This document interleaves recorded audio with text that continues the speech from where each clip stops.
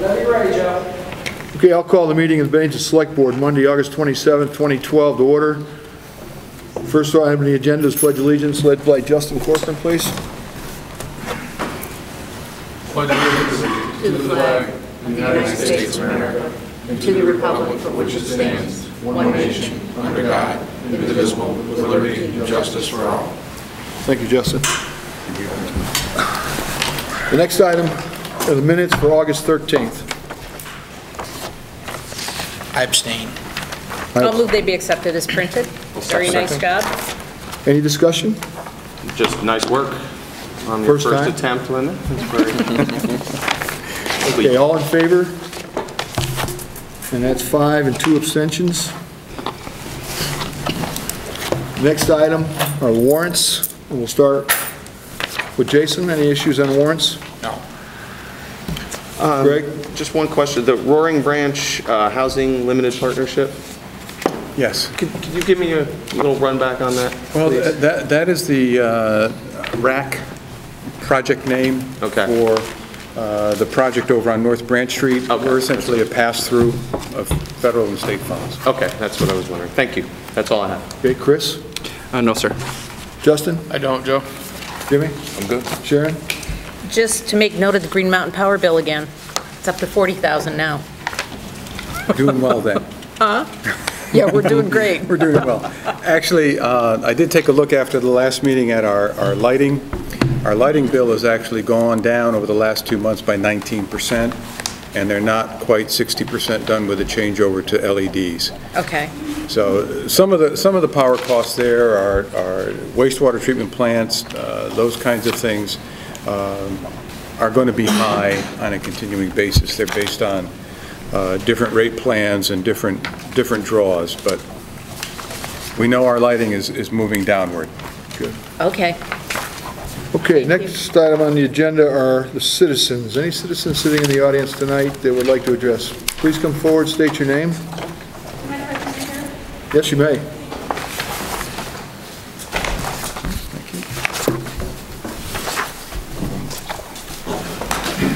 I've kind of prepared a statement, if you don't Okay. mind. Do you have it written? I do. Will you have a copy for us when you're Sure, finished? absolutely.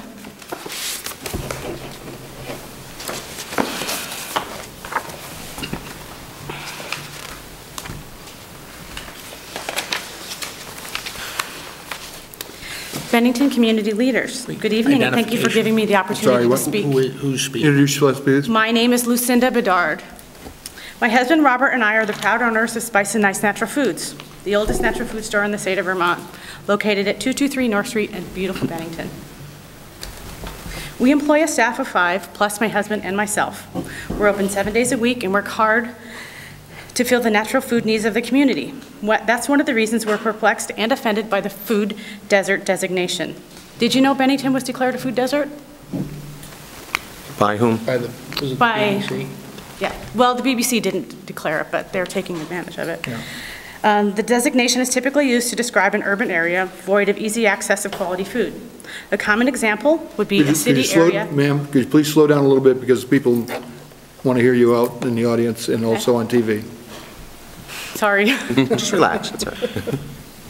This designation is typically used to describe an urban area void of easy access to quality foods. A common example would be a city area with only convenience stores and fast food establishments within several city blocks or miles with a high density of low-income residents that have no access to public transportation to affordable quality food. This is clearly not Bennington. This information is provided only to give you the background as to why the federal government would give a grant to a food co-op. I have the following concerns regarding a possible future food co-op in Bennington. First, I believe that the designation of the food desert is incorrect. There are several places within the proximity of the location that would make that label wrong. I know of several stores, including Henry's and Willie's and Martin's. There's also a couple other neighborhood stores like the Elm Street Market and Martin's. Not to mention the twice-weekly farmers market. Spice and Nice, being the closest and the most like a co-op, would be have the most potential to be affected. As I stated previously, Spice and Nice is the oldest natural food store in the state of Vermont.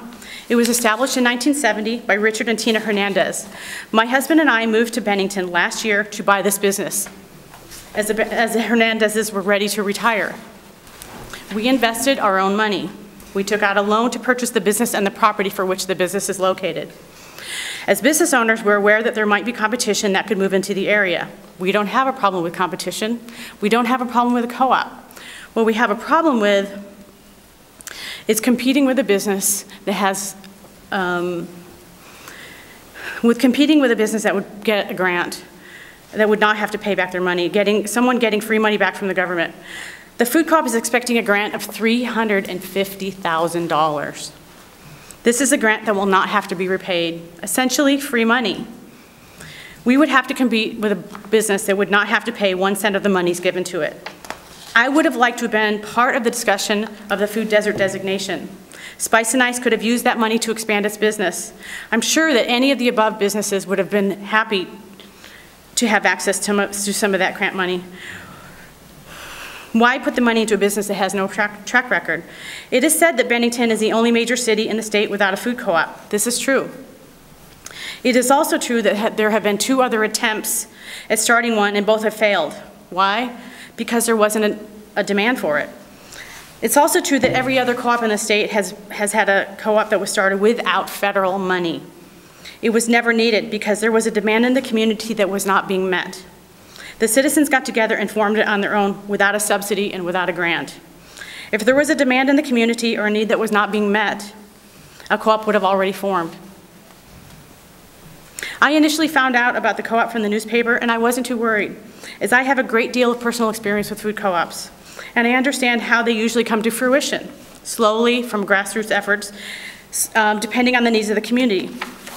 I was shocked when I learned of a grant for such a large sum of money, well over $250,000. Now we're concerned for our future. Who wouldn't be? Spice and Ice has been in business for 42 years. It's less than a half a mile away from the likely location of a food co-op. It's been meeting the needs of the community for a long time. I have 30 years of experience in retail, specifically natural foods and food co-ops. I understand what it takes to run a store and how much business it needs to bring in to stay in the black. I have major concerns that Bennington could not support 2 full-scale natural food stores in close proximity to each other. The food business is expensive and has a lot of costs and losses associated with it. It costs a great deal of money to pay for electricity and for refrigeration, as well as other expenses that are too numerous to mention. These costs don't go down if sales do. It would be very difficult as a very small independent store to compete with a subsidized co-op that is supposed to get a grant for $350,000. At best, there could be two smaller stores. At worst, we could lose both. Most likely, only one would remain. It would be a tragedy to lose a community institution like Spice and Ice. We currently employ 5 people, as well as my husband and myself. As business owners, our financial future is in the balance. We came to this community to invest in its future. I can tell you that I would be very, very hesitant to invest now, knowing what I do. I have to ask, why would anyone else want to invest their own money in Bennington? This is unfair competition, incredibly unfair. And to add insult to injury, Better Bennington Corporation was instrumental in getting this grant. I'm confused and upset that Spice and Ice was not included in this discussion.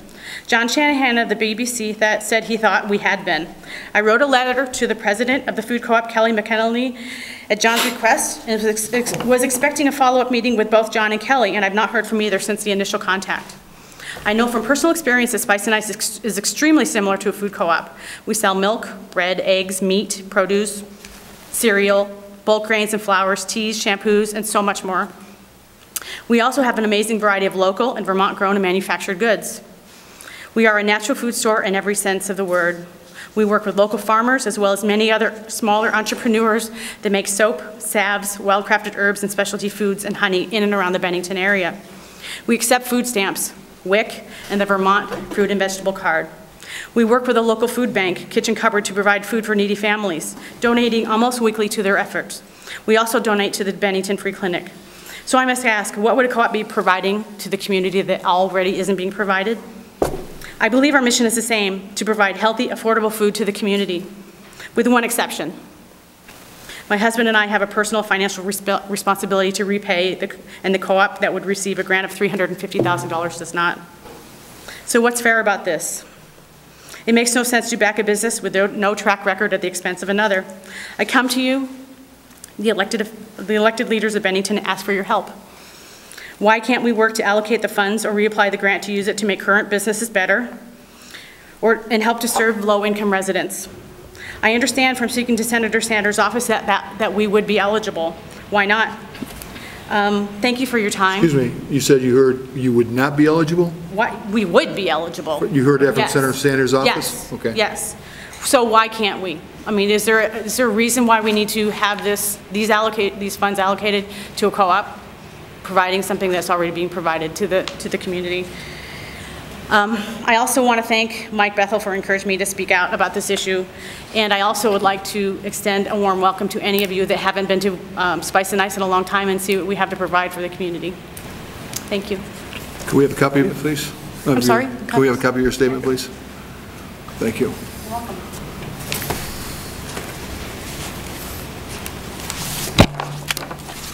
For the record. John Shanahan, you want to come up and address any of this? Seeing how you're mentioned in the discussion? Joe, I'm up here because you're asking me to be. I'm not prepared, and if I had realized there was questions that the co-op advisory board should be answering, they would have been here tonight. Kelly should definitely be here, but I will I'd like to know, discuss John, it. and I know we're putting you on the spot right now, and unless the board wants to do otherwise, we'll take this up as another agenda item when we've had a chance to get this. I mean, I just learned recently, since my return from overseas, about the co-op coming to Bennington. I don't know how the other boards, how much knowledge they have on it, but I would like to know. I guess the last question is whether or not this grant. Well, is there a grant for $350,000? Not approved, no. Huh? It's applied for, has not been approved. But for that amount? 330 to 350. I'm not even 100% sure what the amount is. To your knowledge, is this grant eligible to go to other businesses? I have no idea. I know it's a USDA grant, and it was eligible for, it had to be applied for by a CDC, a Community Development Corporation, which is the Better Bennington Corporation. Right. So that's why we applied for it for the advisory board of the co-op. Fortunately, Spice and Ice is just outside the boundary of the BBC, of the Better Bennington area. Absolutely. Yeah. Continue asking questions. No, let me ask the board. I'd like to place this on a future, at the next meeting, and we'll get some more research on that. Is that acceptable to the board? That's fine. I've got a couple questions. Go ahead, John. Go ahead, Jason. John, if the Community Development Corporation was the applicant for a $330,000 to $350,000 loan, you said you weren't sure about a couple of the details, and I know Lucinda, I'm sorry, I forgot your name, made the comment that they were to be consulted. Was there any consultation with Spice? Who was to be consulted? Lucinda was saying. Regarding the grant, no. Regarding the history of the co-op, the BBC, we knew we were designated as a desert. It's not a name we made up. The United States government made that up. I understand that she doesn't agree with it, but that's an issue with her and the U.S. government. And I have to apologize because some of the things I'm going to sound are negative, but it needs to be said.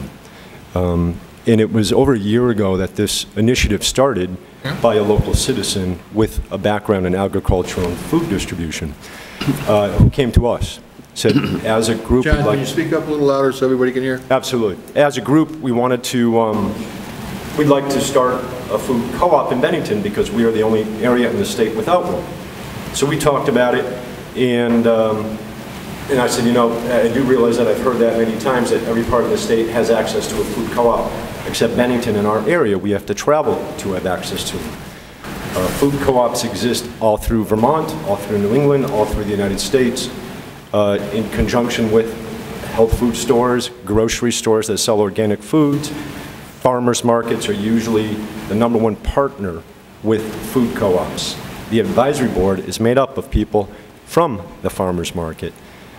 We started promoting this about a year ago, and it was Cat TV, our local television, the Bennington Banner, our local paper, WBTN, our local radio station, the downtown TV show, Spotlight on Bennington. AP picked it up, and I got calls from all over the country regarding our initiative to help them with the food co-op. And Lucinda came to me one time very upset about not knowing about it. People on the advisory board she vends for, and they're friends of hers, and I just couldn't understand with all the publicity we've had, all the people that are closely involved, that she didn't know, and I'm sorry you didn't know. Spice and Ice, Crazy Russian Girls Bakery, Henry's Market, they're all part of the business plan. The original business plan was to include them in the market, because meats was not part of the plan. Supplements, which is what we discussed when we were talking about Spice and Ice, not part of the business plan. Breads, not part of the business plan. Part of the business plan was including local businesses, educating the community on a healthier lifestyle, access to healthier foods, and a distribution network that is 24/7 for our local farmers. Quick question. Wait, Jason, you finished? Yeah, for now. Sorry. Yeah. Were you saying that breads and meats would be excluded? No, they are not part of the business plan for the co-op. The co-op is strictly vegetables and then supplies brought in through a co-op distribution system. Part of the business plan was to bring in those existing products that are already in Bennington and offer them in the co-op. So in other words, Henry's could come down and sell meat in the co-op, is that what you're saying? Yeah, and actually it was Natasha Garda-Luttrell from the bakery who received a call. We've received lots of calls because they've been receiving calls from Lucinda. And Jean called and spoke with Natasha, and Natasha understands that her product, as a matter of fact, specialty products she's going to make just for the co-op are going to be available in the co-op, and explained to Henry that meat's not part of the business plan. What we'd like to do is offer some of his products so that people can come in, pick them up, see them, and then be promoted to go down and shop the rest of their shopping at Henry's. So are you saying that you wouldn't be competing directly with her? No, it's not what I'm saying at all. Okay. What I'm saying is some of her products, and what we did is we interviewed quite a few people, and unfortunately, when we asked people the products like at Spice and Ice, it was health foods, supplements, bulk items, and they said, well, bulk items are not only available at Spice and Ice, they're now available at the Market Wagon up on Route 7A. Okay. So Henry's products would be there. Yeah. Natasha's? Yeah. Would she be invited as well to sell her products there? When we got to that point, we're right now at the membership equity point. We met with landlords, we met with contractors, we met with attorneys. We've been, of course, dealing with the USDA. The grant process has been 6-7 months long. Not even at the point of meeting with market owners that we're going to be brought in, other than casual conversations, or for those that are sitting on the advisory board and joining us at meetings. So yes, they are part of they were originally part of the business plan. Lucinda didn't get beyond her anger to understand that that was the plan of the advisory board. Okay. So she would be open to have her products there? You know, or is that? Originally, yeah, and maybe going forward, absolutely. I'm not on. I mean, I sit on the advisory board ex officio. I'm not a voting member. It's been an issue that they're working around, but my guess is still yes. It's just good for the community, and it will help them accomplish the mission that was the original reason for them starting. Hey, Jason? Just for the record, John, I don't know Lucinda, and to be perfectly candid, I've never been in Spice and Ice. I didn't actually, until Lucinda mentioned I didn't realize they did all that they do, so I learned a little something there. But just the comment that she's got to get past her anger, I don't think Lucinda was here in anger tonight. She's got a legitimate concern. I think Joe's probably right. I don't think the co-op's a good idea. You're right. This isn't brand new. I didn't realize it had come to fruition to this point, but it's been talked about for some time. I know it's been kicking around.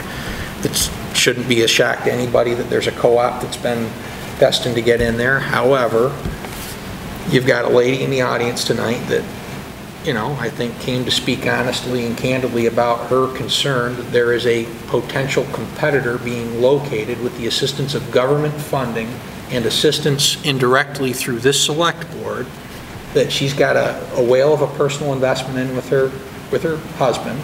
That takes a lot of guts, and there's a lot of stress, and there's a lot of concern she's got going forward. And I think, most people, if they think about it, get that. And it's a legitimate concern. I don't think it's vexed in anger, so. Okay, Jason, you're right. As far as this evening's presentation, I met Lucinda once, and I realized she's been there a year. I met her the day she walked into my office, and that was the one and only time we met. We left on a calmer note, but it started off on a very angry note. First, her thinking she was a member of the BBC, thinking she was actually in the designated district, thinking I even knew that the Hernandezes sold Spice and Nice because she had been there a year and we never met her. Since that point, we're like, okay, let's move forward. Then we received a Facebook comment with threatening my head on a platter and shutting down the BBC from a local business owner, another business owner who was contacted by Lucinda. That's not correct either. That shouldn't happen either. I know. And we received a call from Bernie Sanders. John, we received a call from a local business owner. We want you to know we're renewing your support. Co-ops are nothing new. Health food stores exist with co-ops in towns all over the country. He sent us an original letter of support called to renew his support and explain the way things are. As far as the federal money goes, Bernie Sanders' office, because he put on someone from his office, said, yes, that's what the money is there for. It's not a big pot of money that everybody can jump in and grab. It was put aside specifically for ventures like this, and as far as providing local whole food distribution for the farmers and for the people, in federal money having something to do with that, anyone, including Spice and Nice, who accepts WIC and EBT cards, gets federal money already. So it's not a new thing that federal money is available to make sure that whole foods are available to the community. So she would have been available to apply for similar monies? I don't know about applying for the USDA grant for food co-ops, but if she accepts WIC and EBT cards, that's federal money already going toward basically the same thing on a different scale. And this money that is available is not available for operational funds. It's available to start up. Feasibility studies, if you wanted to do that, construction,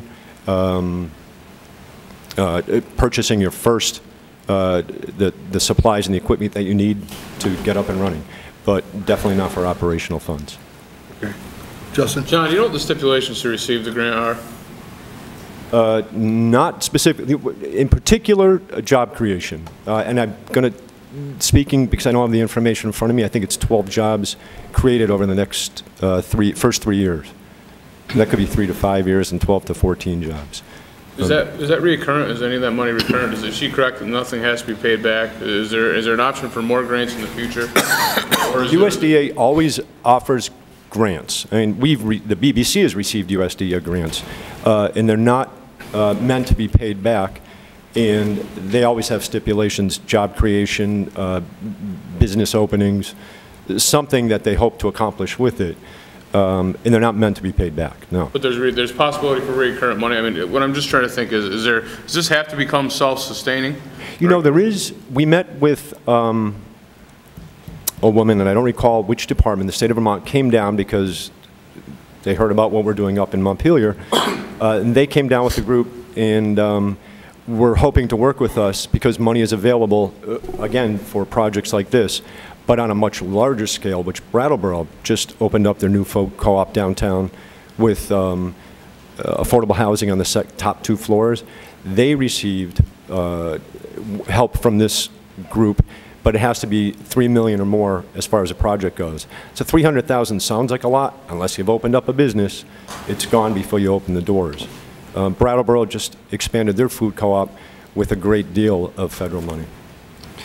So if you look through this statement that she had read to us, she compared Spice and Ice to a co-op, but that really isn't the case. The co-op is basically run by members. A co-op? Where her business is a private business, so that makes things quite a bit different, doesn't it? Well, as far as a business model, yeah. It's, the co-op will be owned by the members. The membership equity is just currently being made available. I think we haven't started marketing it until starting tomorrow morning at local clubs and local organizations.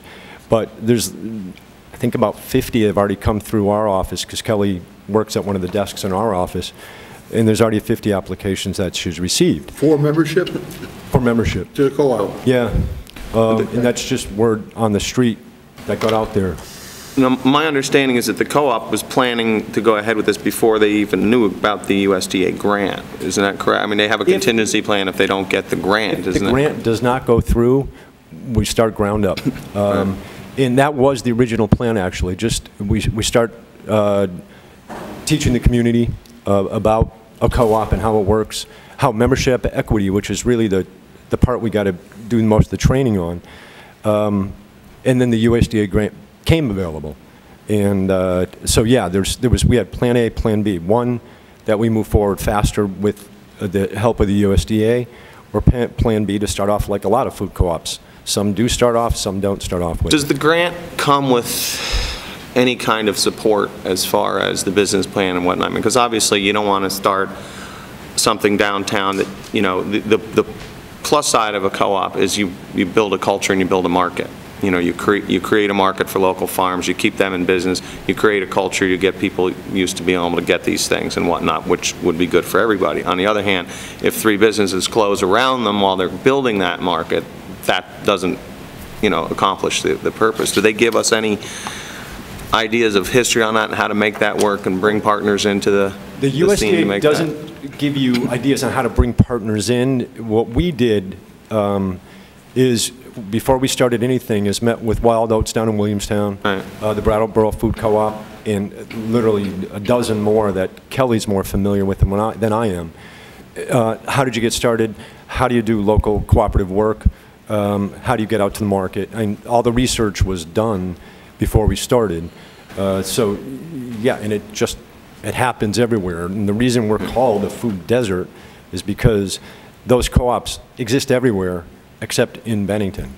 And in the past they started and they didn't work out. I don't know the people that tried to do it. So you're saying we're called the food desert because we don't have a co-op? Actually, it's a designation for quite a few reasons. We have a lot of families, lower income families, that don't have convenient access to healthy, whole, local foods, is the crux of that designation. Well, let me, John, we got you really into this. We want more information. I want it more organized.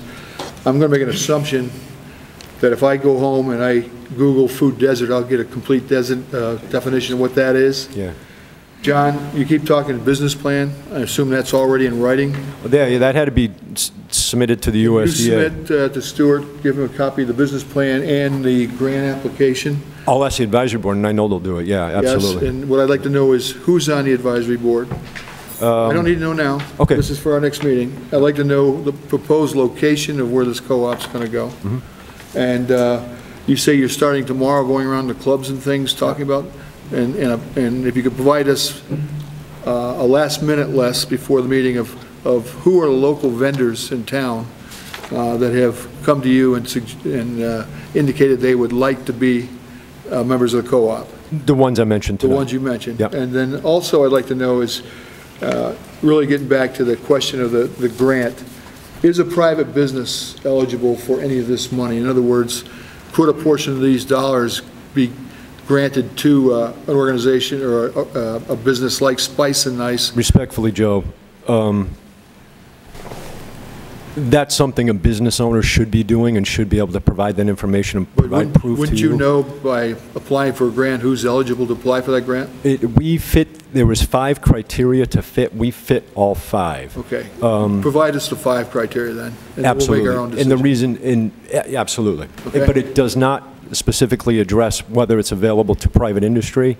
I will do that on behalf of the advisory board, but that's something, if proof should come from Now, I'm not suggesting business we saying go that. and we apply for a grant for a private business, but whether or not they are eligible to go get, money, free money, as it was, You bet. the term was used tonight, to help a private business.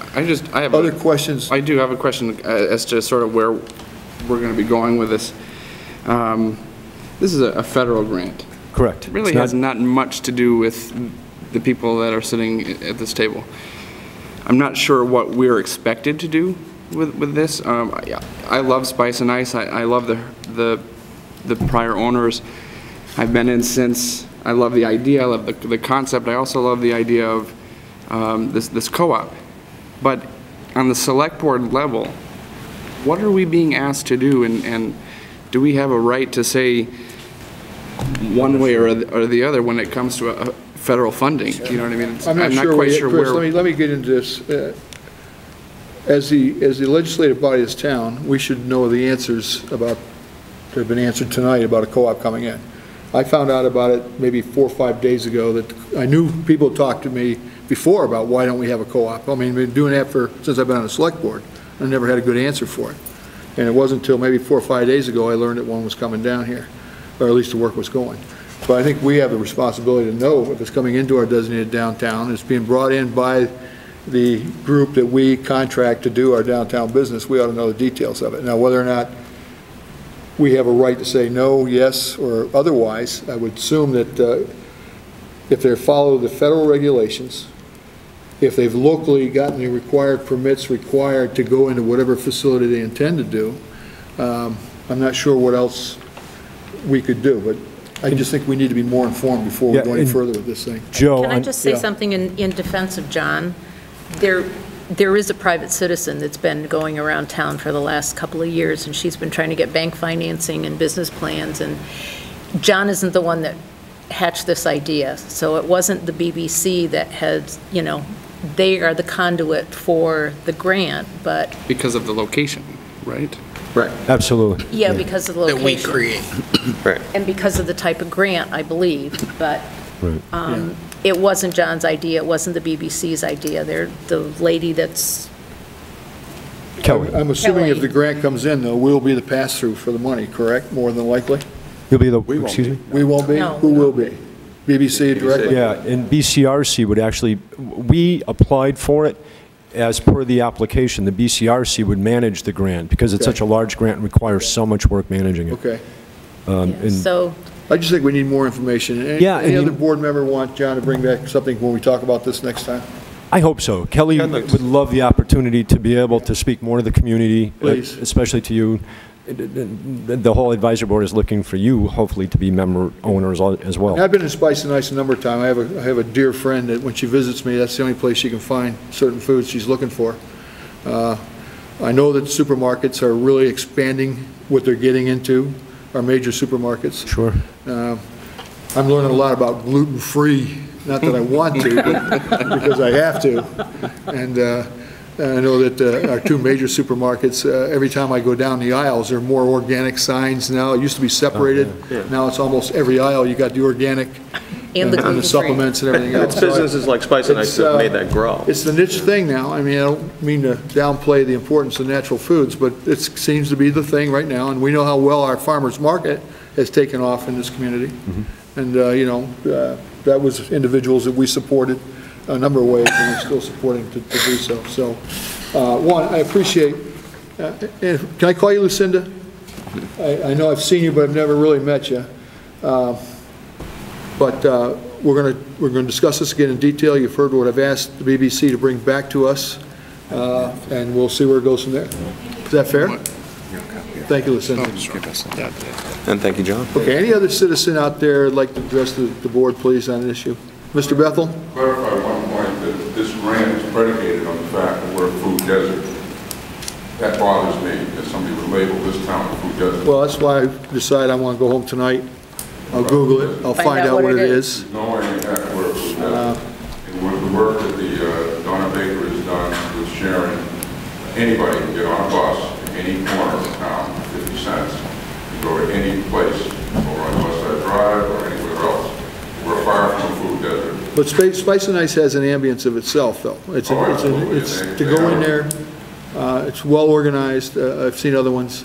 I wish there was a bigger selection of some of the vegetables, but I understand a small business, you can't bring a lot of stuff in there. But I've also talked to the owner of Henry's and some of the other ones who are going to be maybe later this week. They're not happy with this being later. Okay. Well, regardless of the label, it's not necessarily a bad thing that we're designated a food desert if that's going to be drawing in, if that puts us at a point where we're eligible for funding. I'm not quite sure. It is that funding was an unfair advantage to every other small business in downtown, near downtown Bennington. It's absolutely fundamental that we are labeled correctly. Well, it's very clear to me, Mike, that we need to go a little bit further in this and find out what the regulations are. Food desert is not something you want to wear around as a badge. We're not people in the Bennington. Right. Well, that's not really where I was taking it. We'll learn more about this, Mike. Next item on the agenda is the FEMA Irene discussion. Dan, you might want to sit up a chair here. Just for everybody's information, I asked Dan to come talk tonight. Over the last week, we've had some high-level interest in the recovery of Irene, more specifically the funding, assisting us in recovering and recouping some of the costs we've had. Stuart, Dan, and I met with Congressman Peter Welch last Sunday at the parade, prior to the parade. Congressman Welch has been working hard for us, along with other congressmen from the near area, specifically in New York State, and his office has been daily contact with us. And then I think it was Tuesday or Wednesday we had congressional staffers out of Congresswoman, what's her name out of Louisiana? Mary Landrieu, I believe. Mary Landrieu come and visit us and actually tour the site and see all the work that we've done. And some interesting things came out of there. We actually had the national FEMA people on the site with us, and they had said that the clock started our appeal process, find out we never were notified, the state wasn't notified, a lot of information had been exchanged. But one of the staffers, and I don't have his name right now, but he's been in the business for 20 years, and he said he rattled off the number of disasters he's been in. He said he's never seen FEMA or any government agency, federal agency, handle what they're handling now with Bennington, or actually the state of Vermont, because Waterbury fits in this also. And he was pretty harsh and asked some pretty tough questions of the FEMA float. So where that goes from now, I don't know. But I'd like Dan to give the people of Bennington a rundown of where we think we stand right now as we sit here. Okay, just a quick bit of history. As you know, the main thrust of our funding issues surround the river work, the repair to the levee, the removal of woody debris and sediment, as well as the armoring of the banks. That cost is roughly around $4.5 million. We are eligible from the Federal Highway Administration for approximately $500,000. We do expect that money. It may take some time because their process takes But Dan, that was just for the water, or the water? That is just for the areas directly under the bridges. So removing the debris from the abutments, that sort of thing. And we are looking at anywhere from $450,000 to $500,000. That's 100% money. So we submit an invoice. If they agree with the eligibility, which they have indicated they do, then we'll get that money at 100%. And as far as eligibility is concerned, we've already been told by the Federal Highway Administration we are eligible. They just need to review our invoices and our contracts and that sort of thing. And they're in the process of doing that now. That has been submitted to the, first goes to the Agency of Transportation, and then it goes up to the Federal Highway folks. So that request has largely been submitted and is being reviewed, and we don't expect issues with eligibility. We may have some discussions around total costs this way or that way, but it shouldn't be significant. So that's $500,000 of that roughly $4.5 to $5 million. The rest of that, the balance is that about $3.98 million has been written up by FEMA in what they call a project worksheet, and that's their technical document for summarizing projects or work that's been done. That $3.98 million has been what they call zeroed out. In other words, they've notified us that they have determined that they're going to pay, that they won't pay us anything for those. The problem with that, as Joe alluded to, the FEMA folks have not formally communicated to the state or the town their specific reasoning for that, and that is in violation of their own policy. And we are working with both the state and the congressional delegation to rectify that, because we need to know their specific reason before we can do an appeal. You can't appeal something without the understanding of why it has been denied. All we've gotten so far is, yes, you did $3.98 million of work, which we think is appropriate and is within our cost boundaries. However, we're giving you $0, but we're not telling you why. So we're in the process of working through that, and as Joe mentioned, the congressional delegation and the administration, Shumlin administration, has been extremely helpful with that regard. I will just reiterate the state folks, all three of our congressional folks, Leahy, Sanders, and Welch, as well as the Senate staffers we talked to, all felt very strongly that this work is eligible, and everyone is a bit baffled. Baffled is a good word for that, and why the town and the state has to struggle so hard on this particular issue. That's kind of where we are. We've been told in a roundabout way that perhaps the reason that FEMA is going to try to hang their hat on for not funding is a jurisdictional issue with the Natural Resource Conservation Service, which is a USDA organization.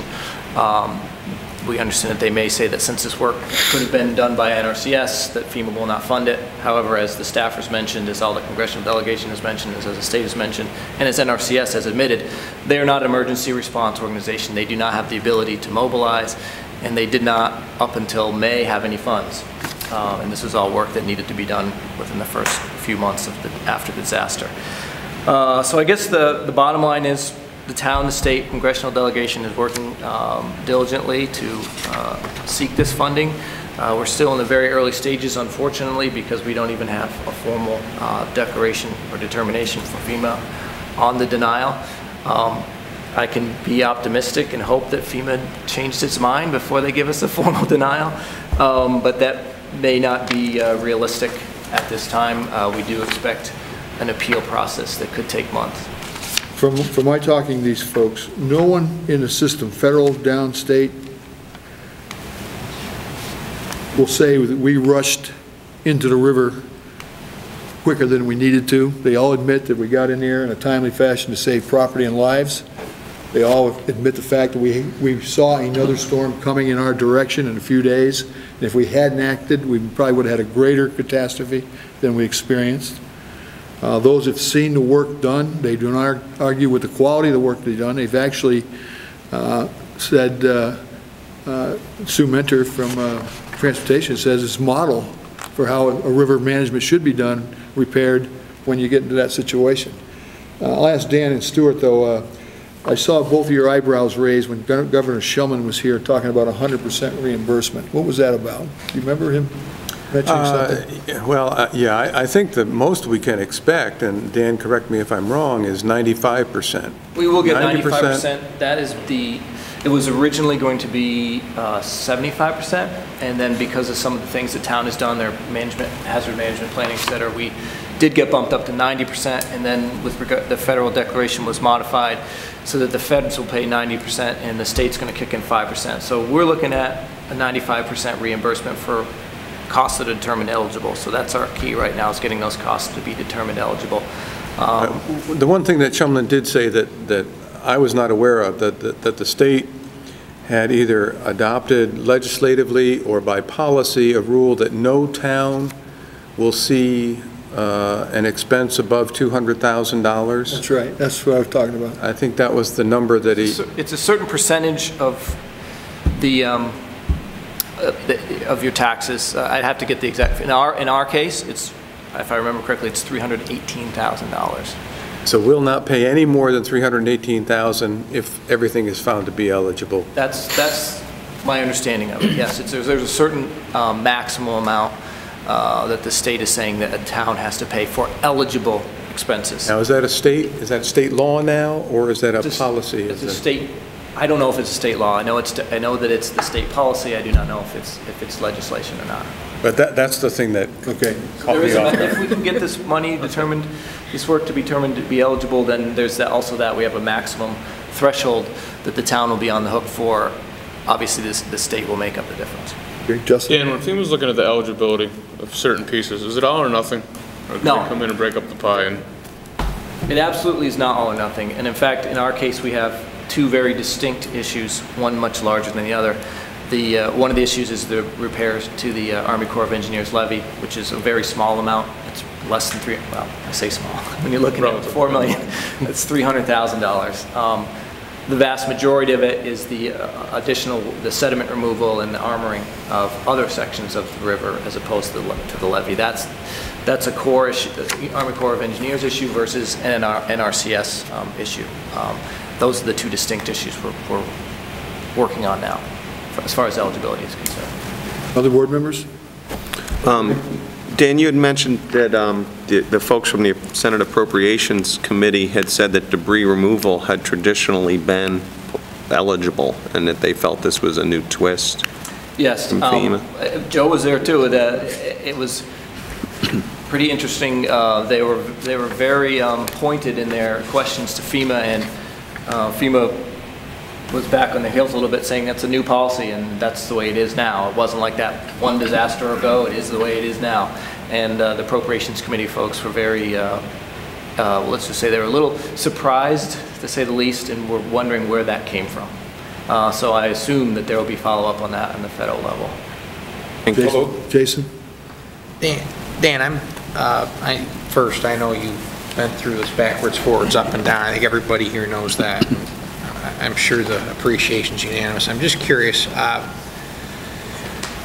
you and I had discussed privately outside of the board that there had been some work I'd done for some other non-Bennington related things related to FEMA, and the common denominator I saw with those, which, to put it in perspective, were far smaller in scope, far smaller in scope. But in those actions for the couple groups I was involved with, there was FEMA project managers locally working with FEMA project managers up in northern Vermont, moving around, and you might have this guy today for the next month, but then he goes to Brattleboro and we get a new guy, and there was a lot of moving around, and the common denominator was it was almost as though those other groups were really handheld right through the process of this is what you can do. The difference, and maybe this is the answer, is there wasn't the immediacy of we're going to get in the river this week because we've got to do some stuff and do it quickly. Although in one of the cases, two of the cases, it was relatively quick.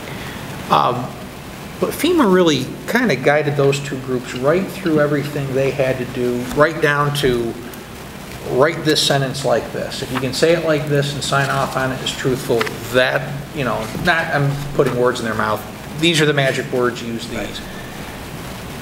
And I get the sense,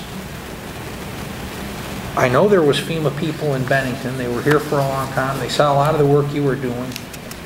Difficult because they haven't told you why they denied everything, which, you're right, it's tough to appeal something when you don't know why the decision didn't go our way. But what about the local on-site people? What have they said, or has there been no feedback from them? Because it just seems to me that there's a huge disconnect between the way the town of Bennington's been treated by FEMA, maybe I'm looking at it retrospectively, compared to a couple other very much smaller municipal type groups that needed aid and got aid to where they were really walked right through the process to get, and have in fact since been reimbursed. They've got their money. We have kind of seen a tale of two FEMAs. Okay. With regard to the water projects, it was absolutely, I won't say easy, but relatively difficulty-free. The issue with debris removal and river work, from day one, our project specialist, which is the local on-the-ground person that worked with us directly, said, I need to get the approval from the higher-ups, from my superiors. But I'll walk. Is that because of the work or the dollar amount? It's not the dollar amount. It was, which is why there was so much why there's been so much frustration at the local level, the state level, and the federal level. The town of Bennington made a formal request outlining all of the work that we did regarding eligibility back in November of 2011. To this date, despite repeated efforts, conference calls, face-to-face meetings, meetings with up to 50 people, we have not received a formal determination of eligibility. And the only... And to a large degree, this was work that was done in the first couple months. We applied afterwards, but yes. Okay. And Joe was there, when the FEMA folks were asked, why does it take this long to get an answer? I mean, we're at about a year. We asked formally in November. Their only response was, well, federal bureaucracy moves slowly. And, I would assume that for a federal emergency response agency, that debris removal from a stream is not something new and that they could easily respond. But apparently there is some issue at the highest level with regarding to I sense they were afraid of setting a precedent of future things that were going on. And I think they actually said that. They said, they don't want to make a wrong decision now. They'll come back 5 years from now and somebody will challenge it, or whatever the case may be. Yeah, apparently they have changed their policy because of issues that occurred in the past. Perfectly understandable. But obviously they were not prepared to implement that policy, and they're still having difficulty determining how to implement whatever policy they have adopted. And in the meantime, we're left holding the bag and right. have to pay Unfortunately, a big bill. folks in the Irene disaster are the guinea pigs for their new policy. Just so, yes, Jason, Bennington is in that boat. Waterbury is also in that big boat. The state office complex. That's probably a little bit bigger fish than we're frying down here, is what the governor's working with in Waterbury. He's running the same bureaucratic stuff up there. And as far as Riverworks is concerned, Rockingham's in the same boat. Rockingham, yeah. Well, Is it Woodford in the same boat? Yes, yep, it's all the same. I got one question for you. The difference, of course, is the state office complex, the state has the power to spread a tax over 600,000 people, and we have the power to tax as well, but a far smaller and, I'm sorry to say, poorer group of people to spread it around. Not exactly apples to apples with Waterbury. One point of clarification. You said earlier that the rules with respect to reimbursement changed after the fact? I can't answer this. This is what FEMA told us. They said that the policies had changed since previous disasters. When that policy was changed, whether it was after Irene hit, before Irene hit, I cannot answer that question. We were just told, the Senate staffers were told, all the folks from the state were told that, yes, we frequently, regularly, almost as a matter of course, reimburse for debris removal in previous disasters, but we're not doing it this time. And that's what we were told, and that's what we're working through. The staffers' eyebrows raised when I pointed out the fact that had we not acted when we did, especially at the levee, water coming down County Street, that we had a high school in jeopardy, we had a veterans home in jeopardy, and we had a brand new complex, state office complex, government property under construction, and we're working on trailers. That water comes right downtown. Comes right downtown, and they clearly saw what would have happened had we not acted the way we did. You're in a catch-22, and I know Jason knows this too, because he looked at the eligibility issues with his clients. Unless the work is determined to be an emergency, and unless the work is done within the first 6 months, you can't get emergency protective money. So if we'd have stalled and decided to cross our fingers and hope that nothing happened, there's absolutely no way that we would have been eligible for reimbursement. It had to be an emergency, and we had to act quickly. And I believe strongly we did the right thing. I still believe strongly that we're eligible, and because of support from the state and the state folks and the federal delegation, I feel that we're in as good a shape as we could be going into this appeal. Other board members? What's the standard of appeal?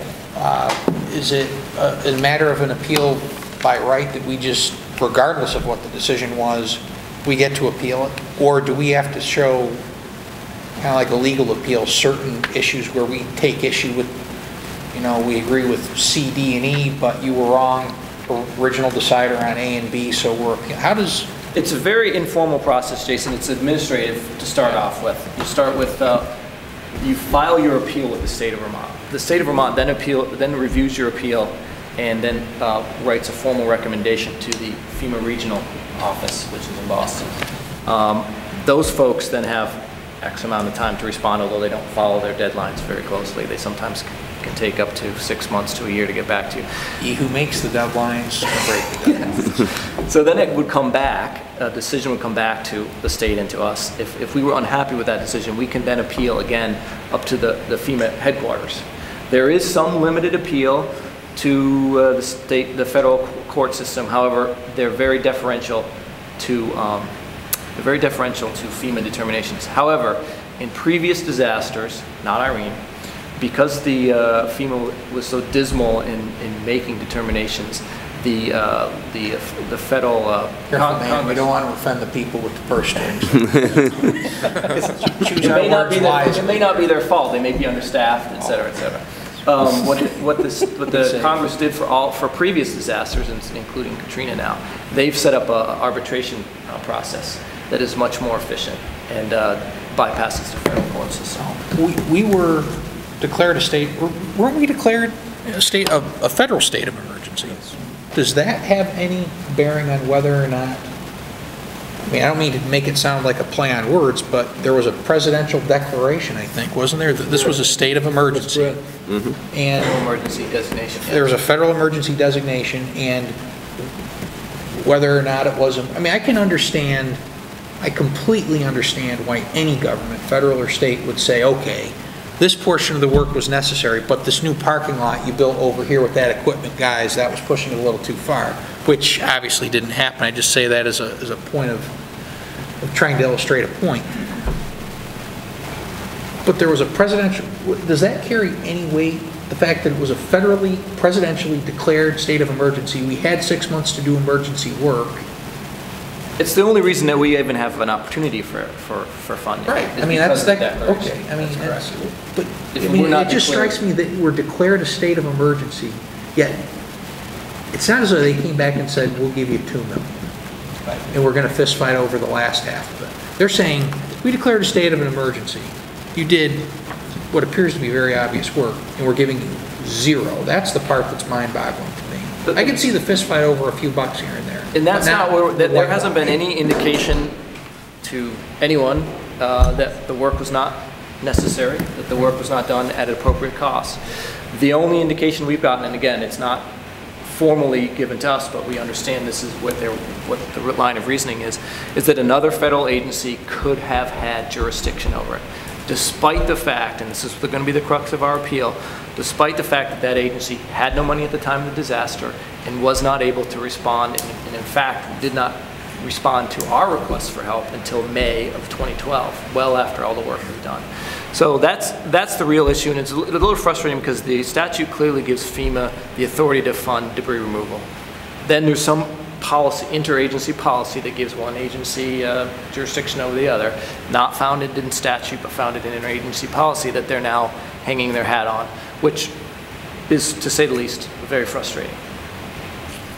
Stuart, can you just wrap this up and review where we are financially with the line of credit? And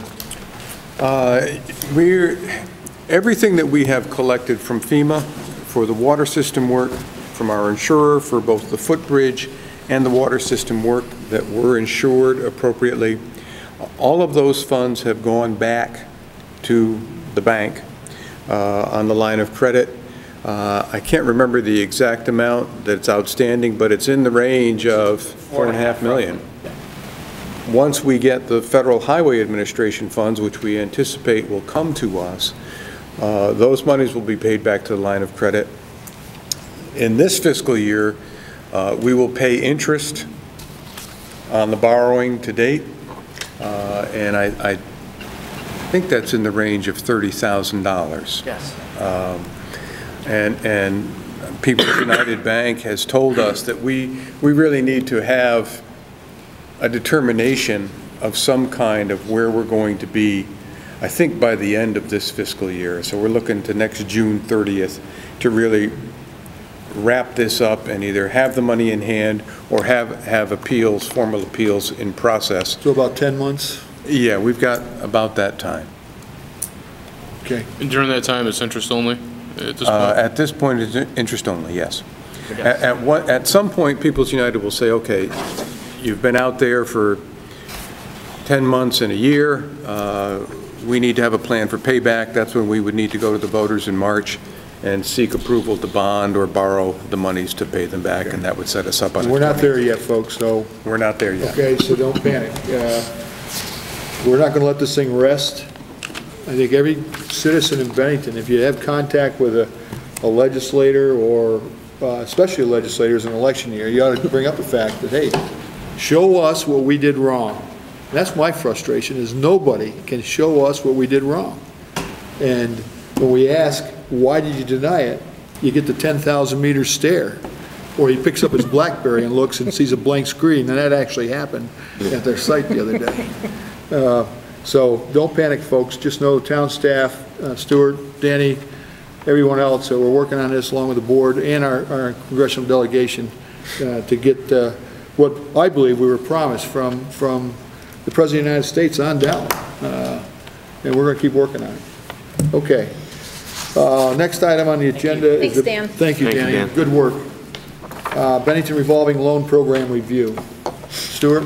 Yes, we sent this out to you 2 weeks ago, and in part because we're seeking to potentially amend the loan terms, increasing the maximum loan from $25,000 to $100,000, but also to give you an idea what the plan is. Mike's done quite a bit of work working with Sharon to improve the application process, to give sample business plans, to, in effect, gather more information, appropriate information, we think, that you folks have been asking for. So we're putting this before you. If you wish to make no changes in the plan, you need take no action, because the plan, the loan statement, all of the language is basically what is already there. And it would be just for your information that we have improved the application process and the information that we're going to be gathering. If you wish to amend the policy, then you would need to re-adopt with the higher maximum. And I know there's some questions last time about whether or not that's adding to our risk. And we simply put it out there because in the past we've gone as high as 100,000 at least once and possibly twice. But that was a board decision to waive the maximum and make that decision, and we can approach it that way in the future as well. Discussion? We would come to you with an appropriate applicant, and you would waive the maximum and look at it in a different light. Discussion from the board members? Jason?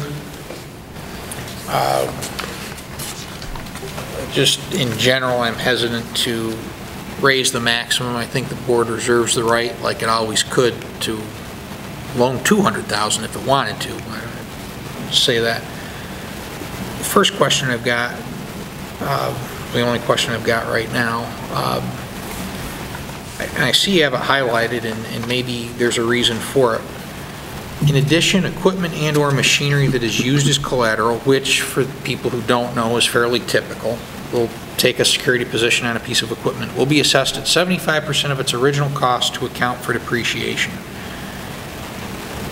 I'll throw this out to Sharon, I'll throw this out to Mike. That seems awfully arbitrary that anything would be assigned 75% of its original cost. It could be brand spanking new and not depreciated at all. It could be 5 years old and greatly depreciated and not worth anywhere near 75%. Typically when the bank is when we're taking FF&E, which is furniture, fixtures, and equipment, we will only lend to 75% of the value of the... But I agree, yeah, I agree, 75% of the value, but this says 75% of the original cost, which really has no relation to current market value. That's, Yeah, it seems true. to assume a new piece of equipment. Is that correct? Yeah, I think you probably should just say And of should the that, value, not of the original cost. Okay. Current value. and shouldn't it also, well, I would suggest that it say at the time of the loan? No, I don't think so. No, I think Well, no, you're that's- talking about the that's kind of a time given. of repossessing the equipment, correct? No, it's about collateral. No, we're talking about taking it as collateral for a loan. Right, but I think what Jason is saying, you don't know how, it could be 5 years down the road, and we're assessing this at 75% of its original. Right, but we should know, I mean, we'll know if we're giving them the loan to buy the equipment and we're taking it as collateral. But I can't tell you what a piece of There's been restaurant numerous equipment's times in the last 5.5 years where we don't take new equipment as collateral. We take existing. We take, somebody's buying an establishment and we're taking a security position on the used pizza oven or the used dishwasher, Right, we don't know what that appreciation. We can't assign 75% of that original value because that's long since. All I'm saying is you've got in here 75% of its original cost. That to me seems arbitrary. I can see where So current value? You would say 75% of its current fair market value. I think that's candidly very generous given the way these things depreciate. I agree with that. Yep, I'm okay with it. I agree with that too, but the thing that I don't see changed or even really addressed from our discussion last meeting was the amount, and my concern still stays at the point that if there's only $400,000 available to give, and 4 businesses that would qualify for $100,000, that pretty much puts us at a standstill. And does that inhibit other businesses from coming in because that money is drawn? Sure. Basically, the well went dry. Yeah, I mean, and I'm open to anybody's additional thoughts. At the end of the day, the decision still rests here whether the loan is $25,000 or $100,000. So simply putting it into the application just identifies for the applicant that those monies are potentially available, which at this point, I guess you could say that, like Jason said, we could do 250 if they wanted to apply for it, but it would be up to the board still, no matter what the amount. If that's the case, then we would certainly have to adjust the maximum, wouldn't we? No, you don't have to adjust the maximum, but you can adjust the loan amount before you approve it. Okay. I mean, essentially, it's just a stopgap before it ever comes to the board. So you have there are certain extreme, exceptional cases that would go above the amount, but it gives more direction to me in the role of the loan administrator. And just out of curiosity, how often do businesses, they'll pay up to the balloon payment, but how often do they then reapply because they don't have that balloon payment? That's pretty typical, is it not? That I couldn't answer, but maybe Stu has a better. I think it has happened. For the larger loan amounts, we have probably rolled over that balloon payment or extended the balloon payment depending on the financial stability.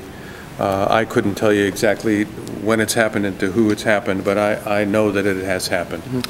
Because, that kind of goes along with my other concern is that, if we're giving away giving a business $100,000 to start up, and in 5 years they're required to, so is it 20 years and then the balloon payment, or is it 5 years and then the balloon payment? Can you clarify that? The 20-year? The amortization schedule is what the loan payment would be based on a 20-year payout. At 5 years, there would be payment in full. The balloon, am I correct with that, Sharon? Mm-hmm. So that even though they're paying a low amount for those first 5 years, whatever's left at the 5th year, that's what they've got out, that's what they owe. So the chances of them coming back to yes, there is that. Yeah, the chances are pretty good. Well, I think ideally at that point, wouldn't they be going to a traditional bank for bank financing? Because at that point, they're 5 years in on a business plan. They would have had to have been successful to be in business 5 years afterwards. And typically, they're going to a bank 5 years later. They're not coming back to us. I mean, they could, but. But would they match our interest? Because our interest rate is relatively low compared to a bank. They'd probably get a little bit higher. Shouldn't have to go to a bank, correct? They're going to have to go to a bank at that point in time and ask for financing and be denied? I would think it's a new loan. They have to be denied.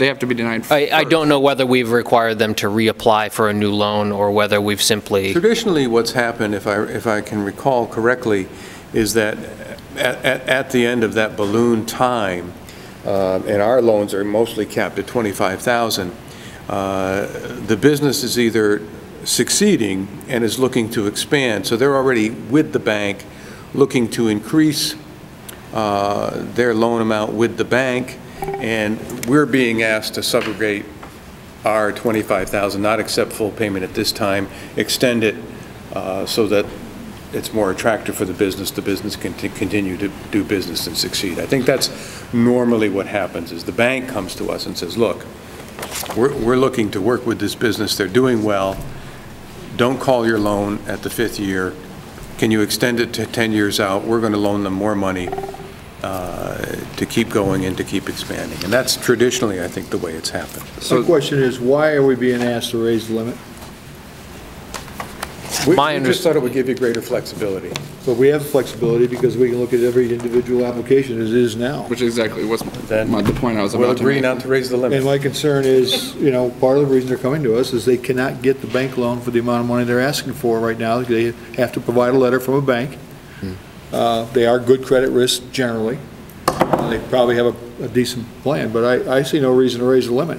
I'm concerned 100,000 thrown around here. I mean, 100,000, I may step off the select board and ask for a loan and start a business here. I mean, you can do it on 100,000, I would think. I don't think that's the purpose of what we're doing, providing this money for, so. No, the only thing I can say to that is, again, either way, whether it's still at 25 or it's 100,000, it still has to be approved here. So simply raising it to 100 doesn't mean the person's guaranteed to be approved. What it does do, because right now I only allow people to apply up to 25. Right.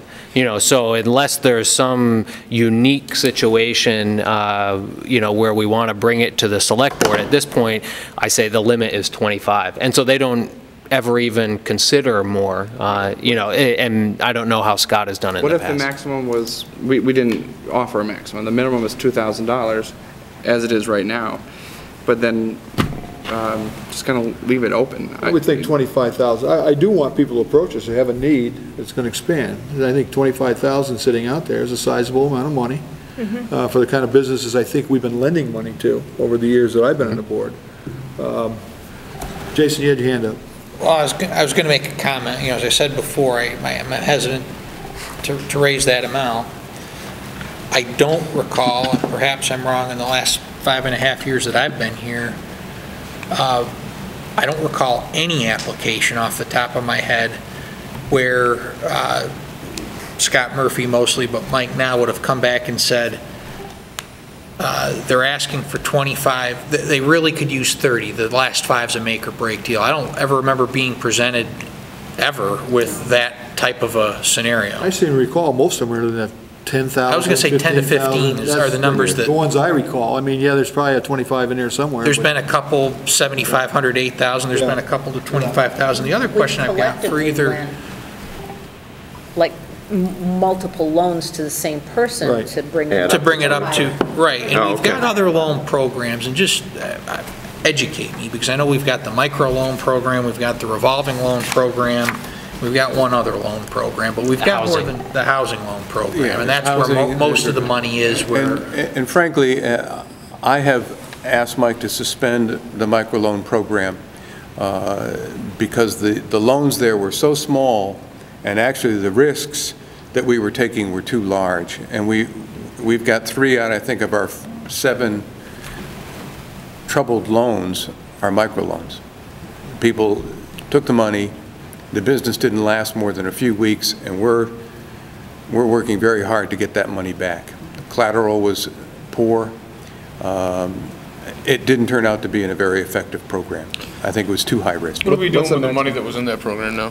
Well, the money that was used for the microloan program was money that was part of an abacus loan repayment. And in order for us to maintain that money as it came back, the state took a share back because it wasn't a full grant. It was I think it was a community development block grant.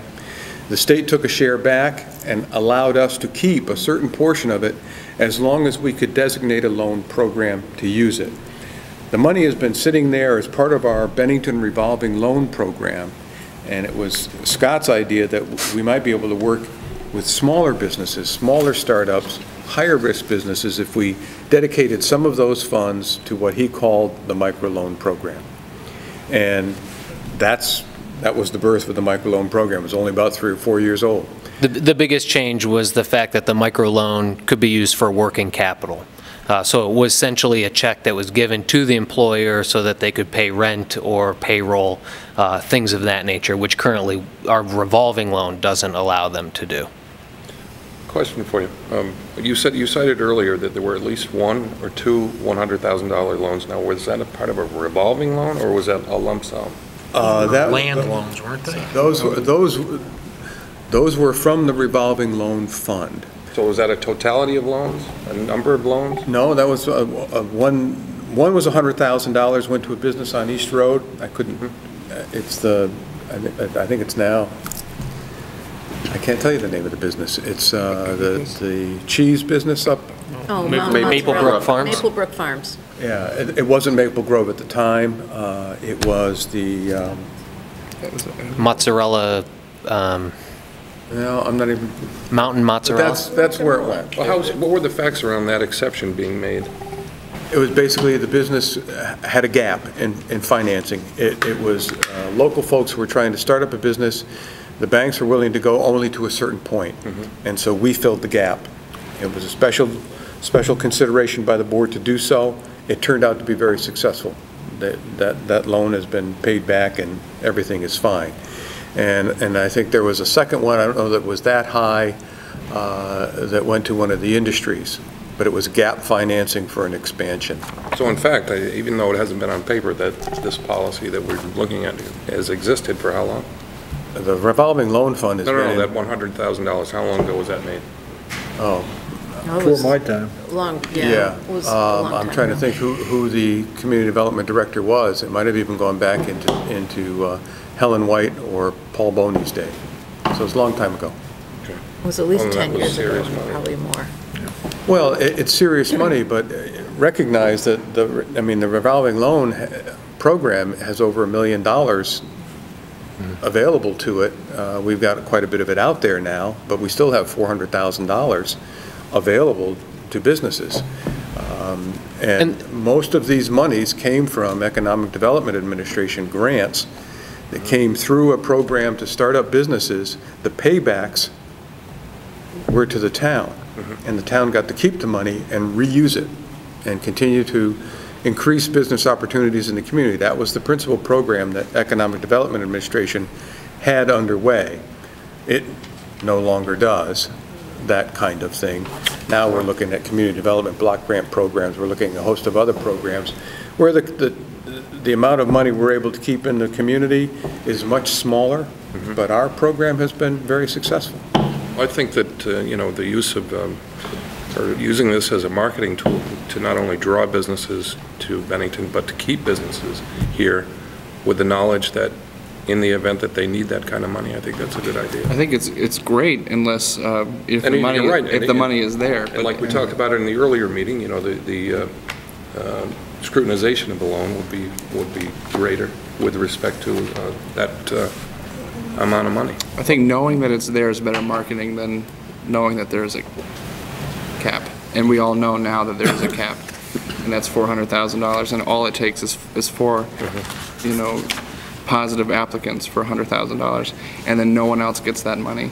No other business comes in with that I think option, we'd have so. the good sense not to do that. Well, I'm nervous about the 100,000 myself, but part of me wonders if we're, if we're selling ourselves a little bit short by staying with the 25. If there's better opportunities out there to expand more robust businesses that can grow in this community, if we fund it a little bit higher. I don't think we're tying our hands to that, Justin. I just remind the board, we have in our packet today that we've been dealing with for at least 2 months now. And it's much lower price than they're asking $100,000, and we're not satisfied. We're going to talk about it later, I guess, in executive session, but... Sorry, I'm not following. Say that again here. Well, we've got one we're going to deal with in executive session. We've been dealing with now much lower than $100,000. That we've asked for more information, at least 6 weeks, if not 8 weeks. So, my point is if somebody comes in and asks for $100,000, we're going to scrutinize that. Absolutely. So we have that power now. Right, but if we shut that down. Well, I don't think we're shutting it down. Well, no, if you limit yourself to $25,000, then you say it right there. You've done it. I don't think we're limiting. Well, if we're excluding the $100,000 figure from from the loan application. Right now the policy states max $25,000, correct? Yeah.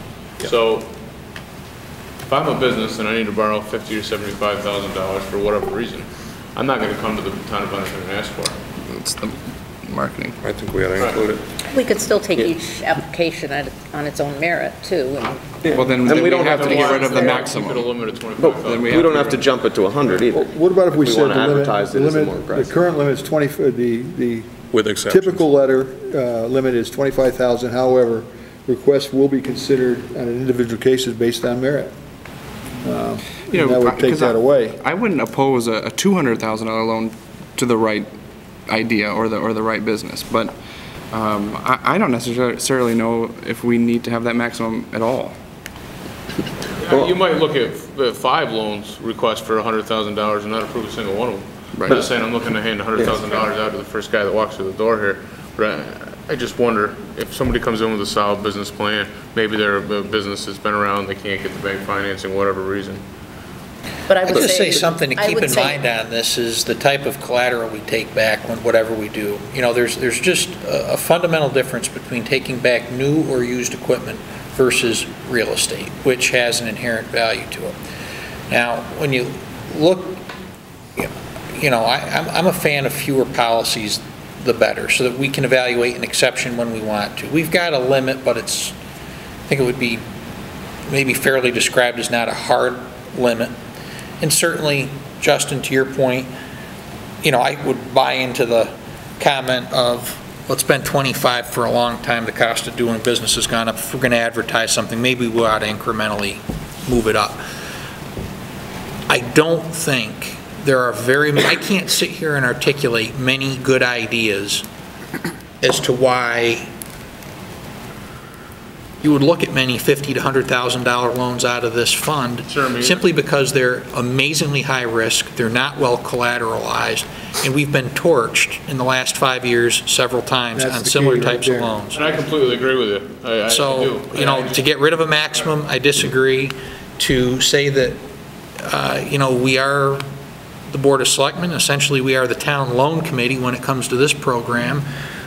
You know, I'm not a banker, but I'll ask our board banker that I suspect, you know, loan officers in your bank have an approval limit that they have to use, but they have a way to exceed that by going to a further authority, or if the bank, you know, has a certain policy to loan a certain package a certain way, but the right set of circumstances and the sun, the moon, and the stars are all aligned, you can take an exception to that policy. Yeah, I mean, I would be willing to say if you're getting up to $100,000 and these people have already been refused by a bank. I don't know why we'd take the risk. I agree with that. Take the risk on that amount of money if they've already been turned down, because I mean, they're probably not a real good credit risk. And we haven't always been the first claimant on the Right. reclaimed No, we usually property. take second We usually position. take second position. Haven't So we been may on the not- other side of May this. not get any money on that pizza oven. Yeah, when you come to the, you know, to the community development director about a loan, and they say, well, this is the program, and it's up to $25,000, I take that to heart, you know, so I go home and I look and I say, well, is it worth borrowing $25,000 to do this, or money, you know? It's generally not, that's how we're presenting the program. So if we want to modernize it a little and bring it up, I don't have a problem with that. I think we're all a little uncomfortable with 100. I'm on that boat. I think that's a little tight with a $400 budget. But to have that waiver fee ability, you know, it's there. But I think I wouldn't mind seeing it even just to come up to 35 or 40, just to be. I mean, I have a hard time buying a piece of equipment for $25,000 anymore. But while we're getting locked into the term 400,000, Yeah. Stu or Michael, this is probably a question for the two of you. That's 400,000 available today as money gets paid in. That's not a static hard number. That changes daily, monthly, Yes. yearly. Yes. I mean, let me just suggest, you know, being new to this role, obviously not having administered a significant number of loans, but as a suggestion to the board, maybe it makes sense for me to monitor the funds and the applications that are coming in, keeping it the same as it is now. And if I see a need based at the end of a year or 2 years where there are significant cases, I can bring this back up at a future board meeting based on some additional information or situation. You know, because again, it's a lot of theoretical and what-ifs at this point, but I'm happy to just monitor the current loan accounts, see if there are people who are looking for additional above 20,000 or not, and then I can always report back to the board at a later date with maybe more information. When we talk larger numbers, the only other thought I had around that was if a company is moving to town and is looking to subsidize maybe money they're already receiving from a financial institution, then that may be where that money kicks in, but that could always be at a special request. It was in last meeting's packet, I think, but do you know offhand what the income monthly for the current loans that are out right now? Income monthly? Yeah, what's being brought back to us monthly? And I don't have it. I think the only way to figure it out with your chart last time is to actually go and add each individual. And it is on that sheet from the last, from 2 weeks ago. But I don't think as balloons come in, those jump. Okay, it's on our agenda, it's Bennington Revolving Loan Program Review, and we'll review this. If there's any select board who feels strongly about raising the limit from 25, you'll make a motion, we'll entertain it. I'd make a motion to jump it up to $35,000. A motion to increase the limit to 35,000. I'll second that. And I have a second. Any further discussion? Yeah, I'll just say, I think that's, how long has it been 25, Stu? 10 years? For as long as the program has existed. Yeah, it's been, I don't think. I think, I would just say, I think that just shows there's an increase in doing business over time, and to your point, if the right we have the, I think we inherently have the discretion to do a lot of things, and that's just one of them, to make an exception if we want to, and it might, like I said, I'll go by my previous statement. I can't recall in 5 years that last 10,000 was the make or break thing, but, I'll vote to raise it to 35 because I don't think it makes a hell of a lot of difference. And I think Sharon made the suggestion, but I think it might be appropriate in the loan terms to essentially add that caveat that the select board has the authority to waive the cap in special circumstances as provided, as either recommended or as provided by the staff. I'd amend my motion to include that. Just so that it's there, and when people pick up the program from the town, they see that there's that opportunity should they merit it. I'll accept the fact that because it's been 25 since its inception and there's an increased cost of doing business, just remind the people, these aren't automatic requests for loans. We have disapproved these loans as they've come in front of us. And I think it was Jason used the term loan officers or loan board, and that's what we are when these come here. And we do scrutinize these, as I said. Loan committee, Joe. Yeah, loan committee. I hate committees. I'll leave it in banking. And as I said, we have one here that we're going to discuss in executive session that we've been discussing for quite some time, and we do scrutinize them. So I don't want anybody to believe that because there's money available out there, we're just playing Santa Claus with it. We do look at these. We take them serious. So we have a motion made. We have a second to raise the income, the limit to 35, and to change the wording. What was the wording we're using? Exception. Consideration will be given to applications above 25 on an individual basis. Okay. 35, is that, should we? About 30. Okay. All in favor? And that is unanimous. Good discussion. The next item on the agenda is the Old Castle Theater sprinkler line. I was not here when this was discussed 2 weeks ago, so I've asked my capable vice chair, who was here then, to just chair this discussion on the sprinkler line for Old Castle Theater. Sharon? Okay. The way we left this last meeting was we had directed town staff to get some private contractor estimates for the service. But before I ask Stu for those, let me just make it clear there may have been some misunderstanding with the article that appeared in the banner on Saturday morning. This is not to install a sprinkler system within the building. This is only to put a second line from the town water main in the street to the building. So we're not sprinklering the entire building. Stu, did you get any estimates? We asked for two that I know of. Terry Morse is off this week. We do have one from a contractor that came in, hand-delivered today. Otherwise, it would have been in your packet. His estimate for the work that Terry had estimated for the town to do at $3,547. His estimate came in at $3,500. Okay. And so we were in the ballpark about what it would probably cost to do this work. And I think that we have the estimate here. Should the board decide to help Oldcastle in some way, and this work would be done privately, we would actually go out and get prices from several contractors.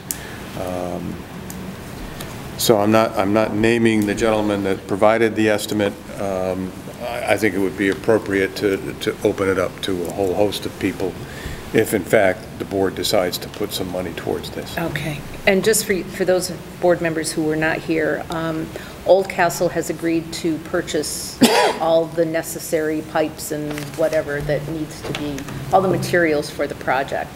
Was that part of the bid? Less material? Was that essentially a labor bid? Just labor. Construction and installation only. This assumes that all the materials would be provided by the town, in this case purchased at Oldcastle's expense. So the $3,500 is labor only, not including labor and equipment, Backfill material, not the piping and all of that. Did you see this from, it was in the last packet? and Yeah. it was- You got that? You want to say it? Would we have an option to? I've got it right here. Okay, he's got it. Not being, but Hang on. One at a time. Sorry. Jake? I'm just wondering how, I'm hesitant to give any money away. Now I understand the circumstances people are in, but I do feel this is beneficial to our community. So I'd like to find a way for us to try and help out with this in some fashion. Let me weigh in here. But what I'm thinking of just real quickly though, Joe, is instead of having the town be involved with the actual digging process and having, the bidding and all that stuff, make the donation into Oldcastle and allow them to come up with a private contractor and just come in and do the work on their own.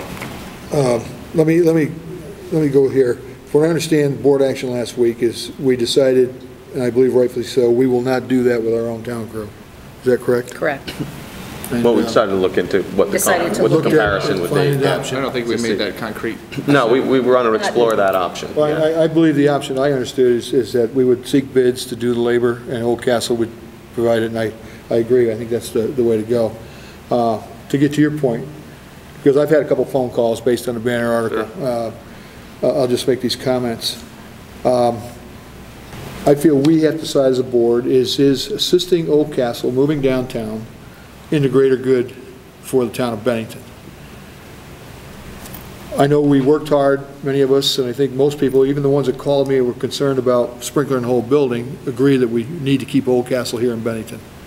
I've heard Eric Peterson, the director, on numerous shows now, talking how he's expanding the program from what we used to see at the Arts Center with just the movie theater thing. He's into the schools, he's got kids involved, he's got teachers involved. I believe I heard him say he's actually going to bring concerts in. If you've been in, you'd see they've made these risers for seats that you can move around and make amphitheater kind of thing inside the Knights of Columbus. There is an existing water line, fact, into KC. However, it cannot handle the pressure required to sprinkler, which is a requirement before Oldcastle can occupy that capacity they do. So this is the line they are asking for. So I believe our main line goes to the center of Main Street, basically in front of the Knights. Actually, the main water line is within 10 feet of the curb line on that side of the street. So we're talking maybe, with the width of the sidewalk, 20 feet of work to be done from the main line to the building that is going to give us a large enough line so they can go ahead with the program. I've heard from, well, we don't want to spend tax dollars. I just remind folks, we already spent tax dollars given to 501c3s. We did it in March. I can't remember if it was 9 or 10 articles on the ballot that we gave money to, the 501c3s for nonprofits, for places we felt were in the greater good of the people of Bennington. I think also we put money in the budget, as I recall, for our libraries, which are 501c3s, that we believe are in a greater good. And I personally believe that keeping Oldcastle with the people they attract from the outside to come to the theater performances and what the program's going to do to enhance our own children, our own community, I think it's worth taking money out of the Select Board contingency fund. Is that what we're looking at? I would suggest if we decide to do this, to use the general fund contingency. Which is how much? It's $10,000 in the budget. It's more than what your board contingency is, and I think it's more appropriate than looking to the water fund itself. I would like to take and set a limit, though, on the amount of that contingency we'd use. Go ahead, Jason.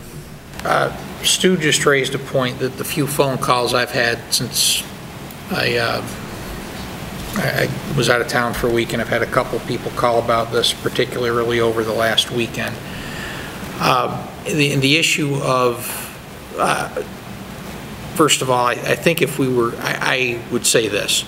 There's been an argument from people that live in Bennington but are not part of the water system as to why we're taking this out of a general fund to enhance water infrastructure. And my answer to that is kind of along the lines of what Joe was saying. There's a larger scope here. I mean, you can look at it two ways. Is it a water project or a project for the greater good in Bennington? And I think the latter is more accurate than the former. But rather than, my concern about the contingency fund is that we've only got $10,000 there. We're just into the fiscal year. And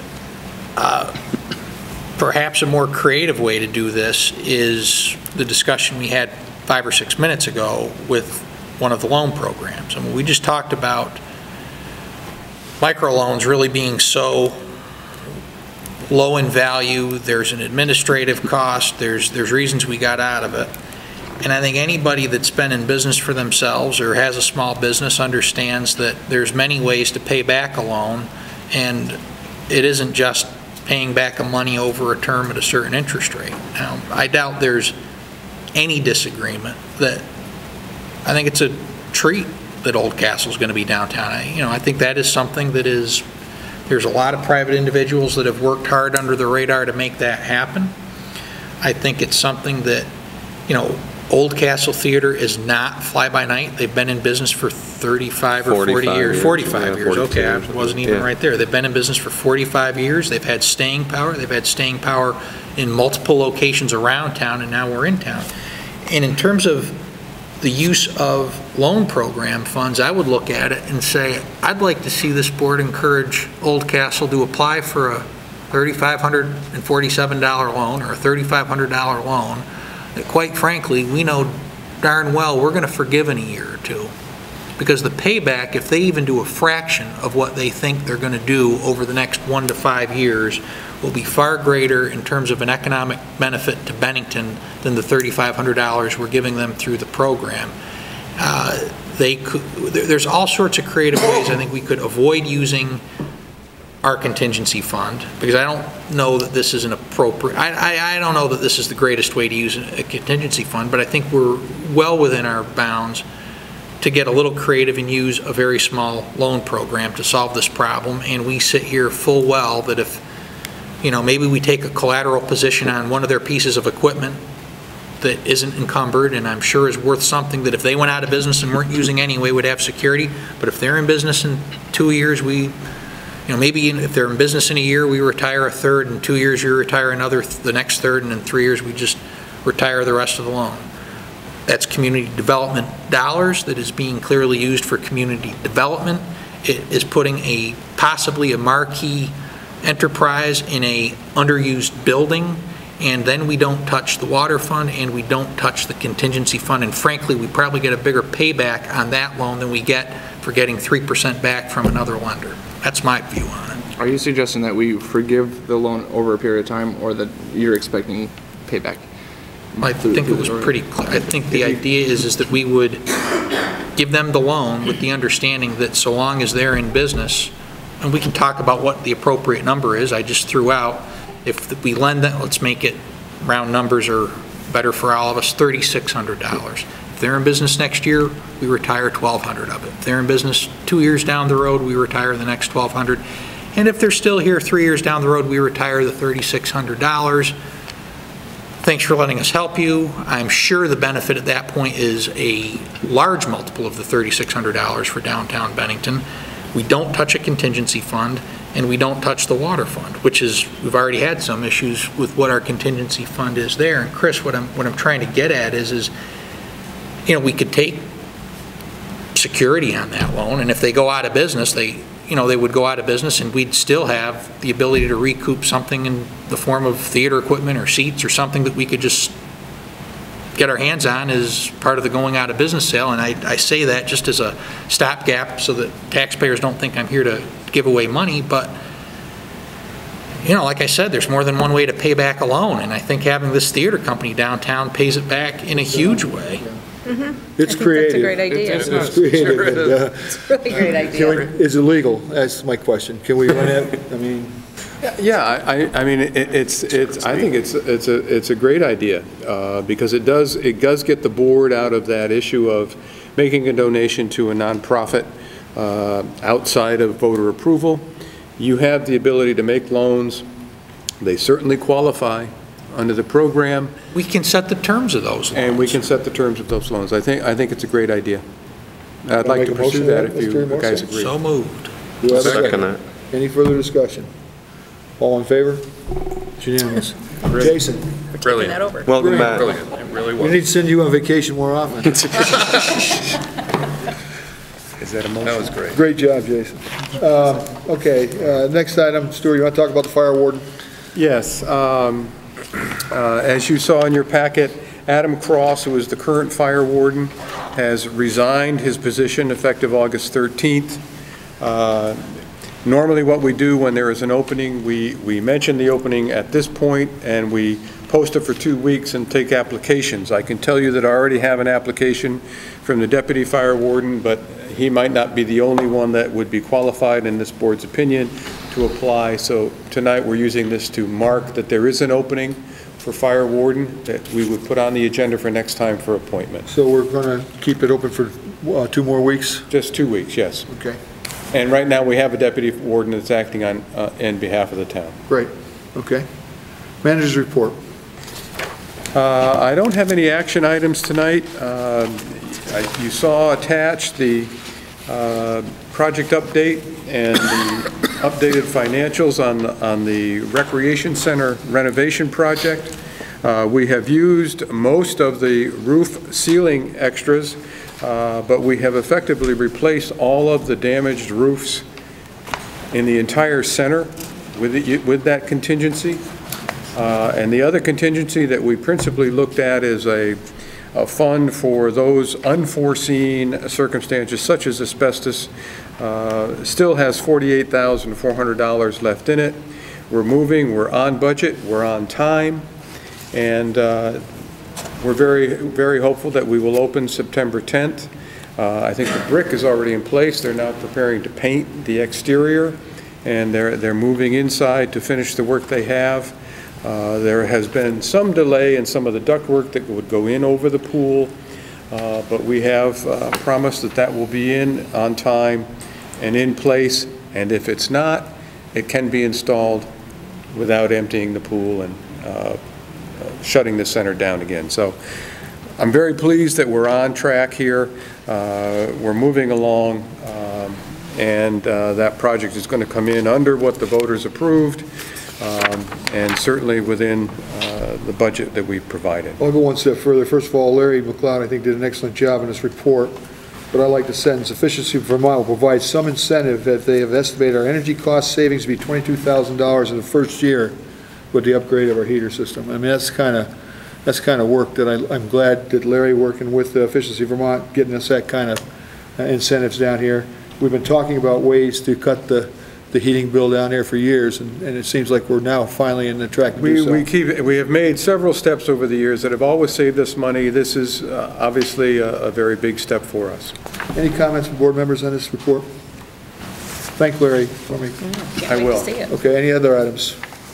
And the last comment is that at one of the September meetings, Finance Director Melissa Courier will provide us with her estimate of the fund balances left at the end of last fiscal year. She's still in the process of closing the books. The audit has started, so the auditors are in the building and working with her.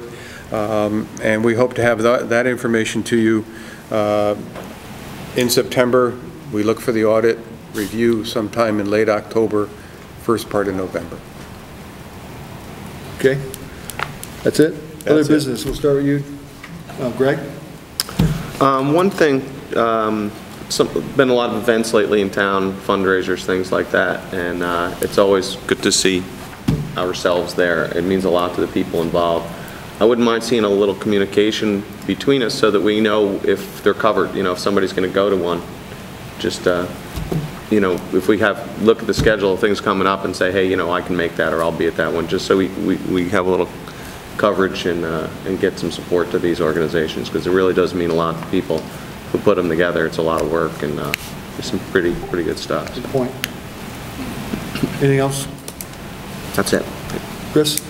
I'd just like to tip my hat to the Bennington Fire Department for a great Battle Day weekend. Okay, Justin? I have nothing. Jim? Yep. First, I want to remind everybody that tomorrow is Vermont Primary Day, and to vote either here in Bennington or North Bennington, wherever it is you're registered. And secondly, Stu, I spoke with Dick Sears and Annie Mook and several of their constituents, our constituents, talked to them about the trains that Joe was interviewed about quite a while back, and what the status of those train cars, why they're still there, if in fact, has anybody looked into whether or not they're leaking anything hazardous, they're near marshlands, and what, if anything, can we do about it as a board? We are actually the lower on the totem pole than Senator Sears and Representative Mook when it comes to having an impact on Vermont Railway and what they do with the storage of their vehicles. This is a situation, it's generally a commerce issue, federal commerce issue. Vermont Railway has the authority, because they have the contract for the track, to store those cars on that track in Bennington, as far as I know, without any time frame. Now, can we send a letter to Vermont Railway and ask Mr. Wolfson if he would kindly remove those vehicles from the tracks and make the whole place less unsightly than it currently is as you view them? Yes, we can do that. Does he have to do that? No. I think it's interesting that Senator Sears and Representative Mook are asking us what we're going to do. I think that question should be pushed to the legislature. Not that the state legislature has a lot of authority over the railways when it comes to commerce issues, but at least the legislature can apply pressure on Vermont Railway and other rail companies that do business in the state by bringing that pressure to bear on the Agency of Transportation and the personnel who oversee these contracts. The last I knew, there were issues about maintenance of the Mechanicville tracks by Vermont Railway. The state was very unhappy. They didn't think the money was being spent where it was supposed to be spent. All of those issues are contract issues between the state of Vermont and Vermont Railway, or the railroad companies that use the rails in the state. We really don't have anything that we can do other than ask politely. I think there is one thing we could specifically ask that Jimmy brings up that I hadn't thought of. Knowing what cars there from Omnia and others, that rail line is right in the middle of wetlands, from Overley Road all the way down to Rice Lane. I'd like some assurance from Vermont Railway that none of those cars have contained or do have leakage. No one's checked those cars since they parked them there. They are rusty. Well, I'm more concerned with if there's any contaminant that's been stored in those things that may be leaking. I have not walked the line, so I don't know. But I would just tell you, there were wetlands on both sides of that railway that could be impacted if there are any cars leaking anything hazardous. I'm not saying there is there, but I'd like to be assured that from Vermont Railways that there is not anything there. I think, to be fair in that discussion,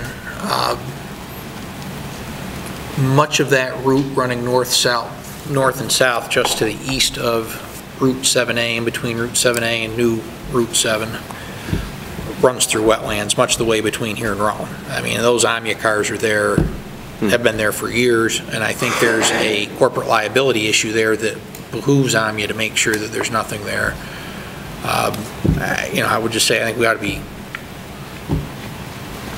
careful about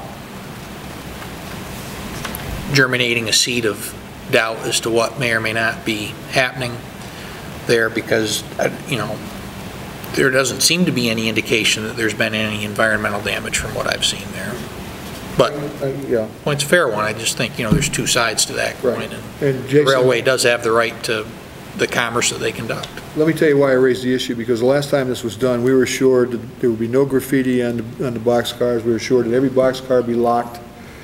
I actually went down there with a photographer, showed them the graffiti, showed them the things they said wouldn't happen that were there. It got to the point where they actually told the sheriff not to let me back on the lines over there. I handed it, at that time it was Representative Dick Pembroke. I handed him, he was on Transportation Committee, and he got it fixed. So I'm not accusing them of anything. I said I'd just like assurances to say, hey, they parked them. We woke up one morning and there they were. There was no notification. I live right next to rail tracks, and exactly. They were there before I was there. There were 5 engines by your house when I was over there. What's that? There were 5 engines by your house when I was over there this afternoon. Yeah. And that's an active railway right through there. It's a very active railway.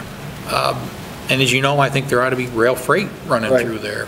But the, all I can say is accusing a major environmental catastrophe versus being promised there, with all due, being told that there won't be any graffiti on rail cars is like saying there won't be a horn that honks in Bennington in the next week. That's just impossible. They are magnets for graffiti. They pass, we can't control what comes in and out of there. And you're right, they are unsightly. That part I don't like, but, on behalf of the board, I'll send a letter to Mr. Wolfson. You don't have my support for that letter, just for the record. Okay. That is not unanimous, so don't use the word unanimous in that letter. I don't think we should be sending Wolfson that letter. Well, then maybe I should seek clarification before I write a letter. Okay, let me ask do we have a consensus? Are we concerned, all we're asking for is assurance from Vermont Railways that none of those cars contain anything that could be hazardous to public safety, the water supply, whatever. If you want to make a letter that says we'd like some assurances that there's no leakage, that's fine. What they contain, if they're rightfully containing something, right. No, leakage. I'm concerned about getting in the water table. One of my biggest concerns with this is the attractive hazard, of kids playing on the tracks. Right. I grew up in a town with railroad tracks. We were always on the railroad tracks. It's just, it was someplace cool to go when you were 14, and then when there's cars there, it's that much more dangerous. I'd just leave it as an informal action if you want to say a majority of the board, but please don't use unanimous. Understood. Everybody else okay with that? I'd be okay with that. Okay. All right. Anything else, Jim? Good. Sharon? Just to let the public know that I'm Actually, could I get a copy of that letter when you send it out, please? I'll copy every board member. Thank you.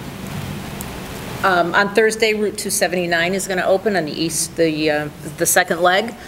The traffic patterns will change, and it is a holiday weekend, so just be aware when you're on the highway. And especially coming in from Woodford, there's a traffic light there that will be operational, I'm sure. And that's it. Okay, in our packet, there is a notice of hearing. I'll read the hearing reference. Hearing to consider suspension or revocation of the first and third class licenses granted to Dom's Inc., parentheses, Doug's on Main Street, 445 Main Street, Bennington, Vermont.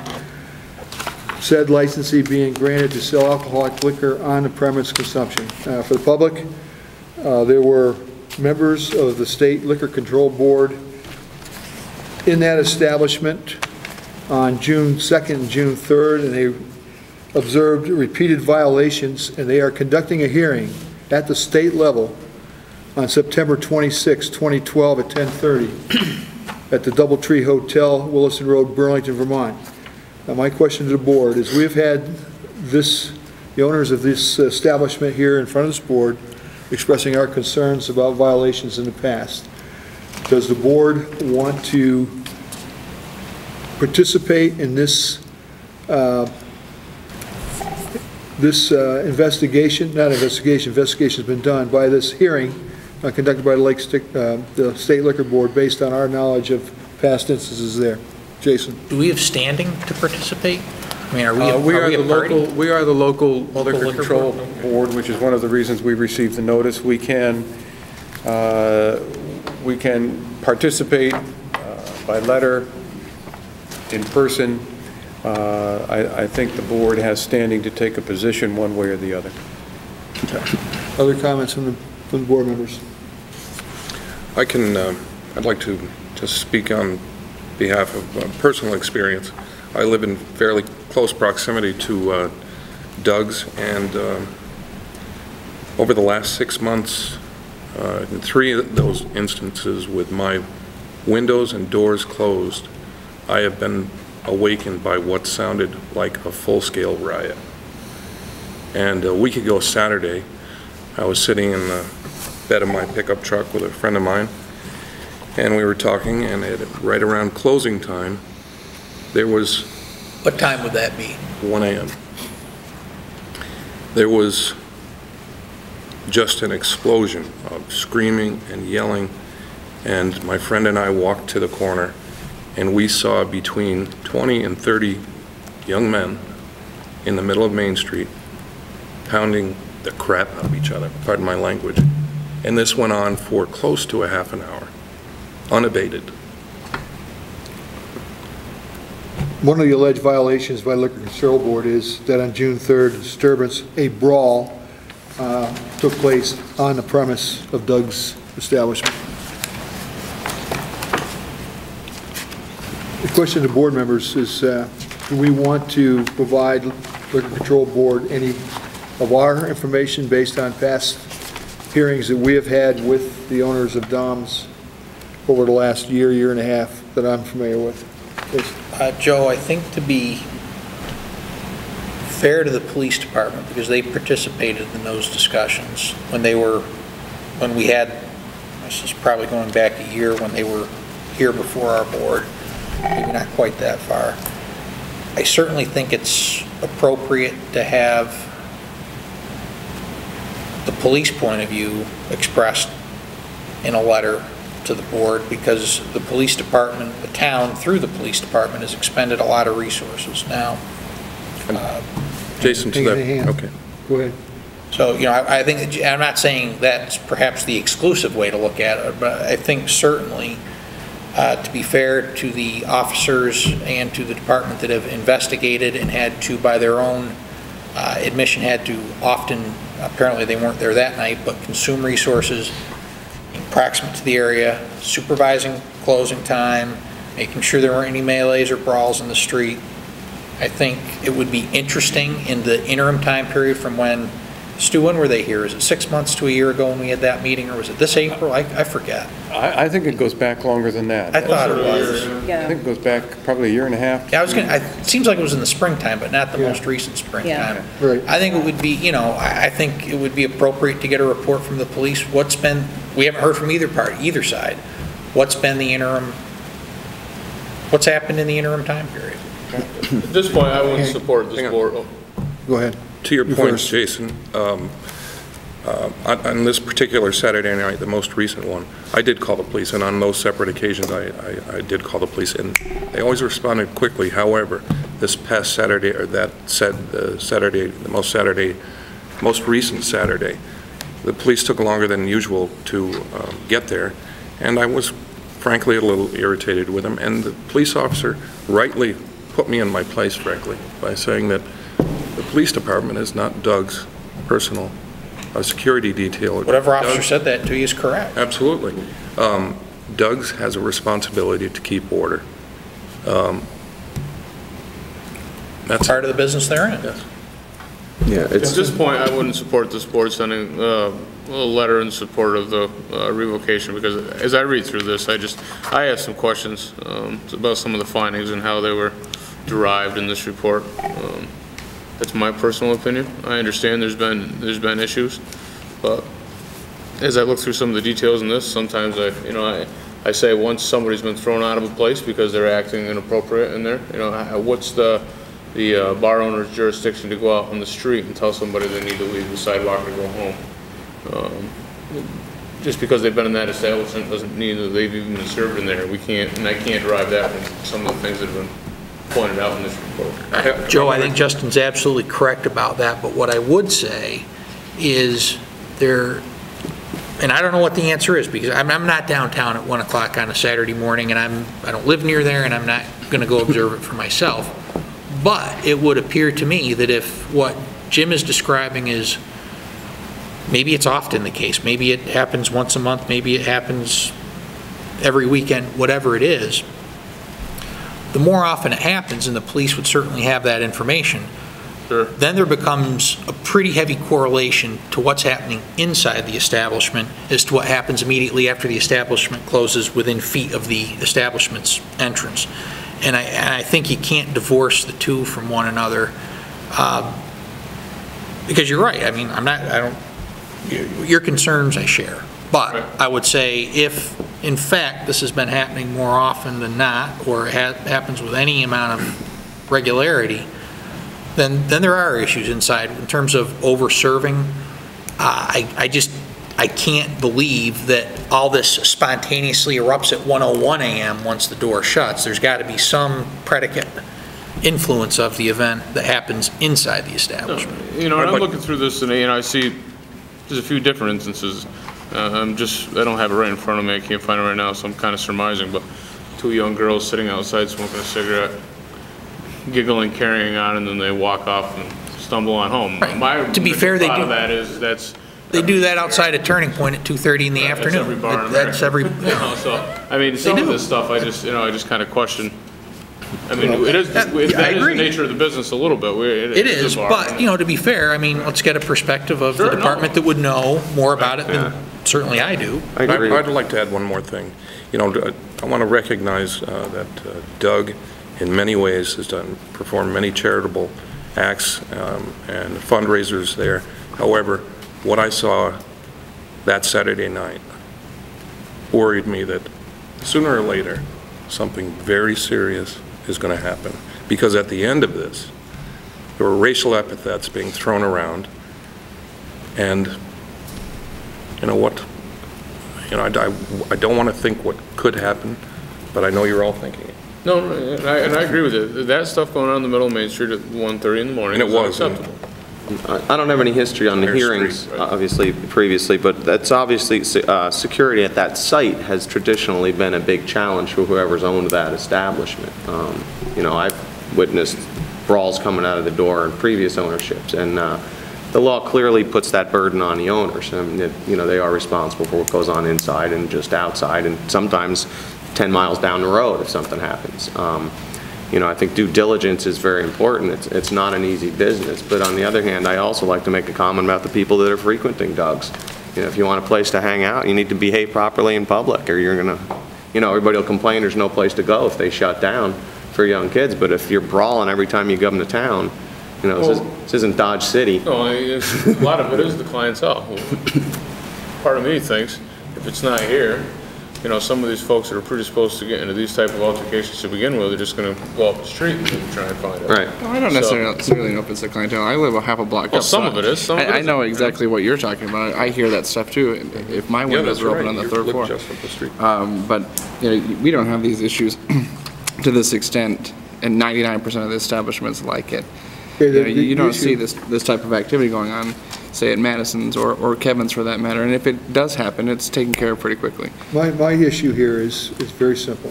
There's 5 violations stated by state liquor control officers, not many members of the Bennington Police Department, not citizens of Bennington, by trained liquor control agents that were there at Doug's to see specific violations by regulation, by law.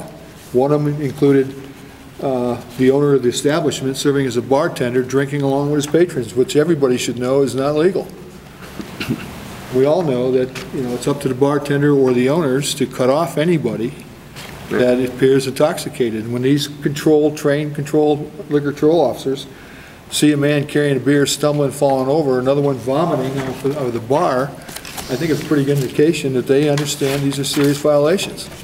My question to the board and I've heard a recommendation, I believe, that have our police chief do a summary of the incidents that we've reported on to provide as an addendum or whatever evidence, I guess, to this hearing. I guess that's the question I'm asking. Should we pursue that? Now, should we we have the control, we have the authority, Stuart, correct me if I'm wrong. We, as a local board, of closing them down based on this report if we wanted to, right? Yes, but our authority is mitigated by the fact that if we take an action to revoke or suspend, they have an automatic appeal to the state board. Yeah. In this particular case, it's the state board that's calling the hearing. Because it's the 26th of September, I think if we take Jason's suggestion, I'll have the chief get a report to you folks about instances over the last year or so. If we find that this is becoming once again a problem, I think for a time after the last time they appeared before us, we had a pretty good response there. But let me get that information for you, and at your next meeting you can decide whether or not you want to take a formal position one way or the other. Is that fair enough? We'll provide, Chief will do a summary, provide. Yeah, so I mean, I think that's probably a few appropriate steps, and that's certainly one, because I don't think we know what it is, and let's, you know, they're the folks in Bennington that would know. Let's see. Can we ask the question how it's been over the, I don't know how long ago when we brought the people in last time. I think it was probably about 13 months ago, 14 months ago now. But just comparatively to how it was then when the chief came in, and I think we had Doug in here at the same time also. Doug and his mom. Right, yeah. Compared to how, you know, how the time period since that meeting has been. Yeah, that's what I'm looking to do, is provide you with that information from that point coming forward. Another additional question with respect to the previous owners. Wasn't there a license revoked? And over how many instances were there where there was bad behavior? I think I'm not going to guess. Was it revoked? I don't believe it was. I think they simply went out of business. Suspended it. Yeah. They suspended it. Suspended. Yeah. Well, how many incidents were there, if you can recall or find out? It's been a while. I don't know. One doesn't have to do anything to do with the other. Yeah, I'm not. Well, I suppose you could try to go back and figure it out. I mean. Yeah, they're different owners, so I would just focus on the new. No, what I'm saying is, you know, if the prior owner had 2 incidents and his license was suspended, we're talking about more than 2 incidents. It was a different clientele, though. If I recall, the previous owner, they were moving at different things. And I know I went down to take pictures, and a bunch of kids mooned me in the parking lot. When I went down, seriously, they did. I brought the pictures in. What were they doing? They mooned me in the parking lot when I was taking pictures of their misbehaving. Explain that to you later. Building. I think I got it. So anyway. I'll have that for you. Executive session. Have that for us the next time. I'll just reiterate with, I think Chris said, fire department did another great job. I think everybody had a real good time there. I'm hearing rumblings we're getting some vandalism in the old Catamount Middle School. Yes. Are we doing anything? We're responding when we're responding as we are notified. Okay. I think that the owner is taking more aggressive steps to secure the building. It's a huge complex. That's one of the unfortunate parts, and so there are many ways to get in. And so we're actually agreeing to, I think, travel through the back of the building, take a tour of the lot on patrol at night, take a look at see what's going on back there. Okay. That's all I have. We do have a requirement for executive session to discuss contracts and personnel. Can I have a motion, please? Second. Second. Any discussion? All in favor? It's unanimous. Thank you, folks.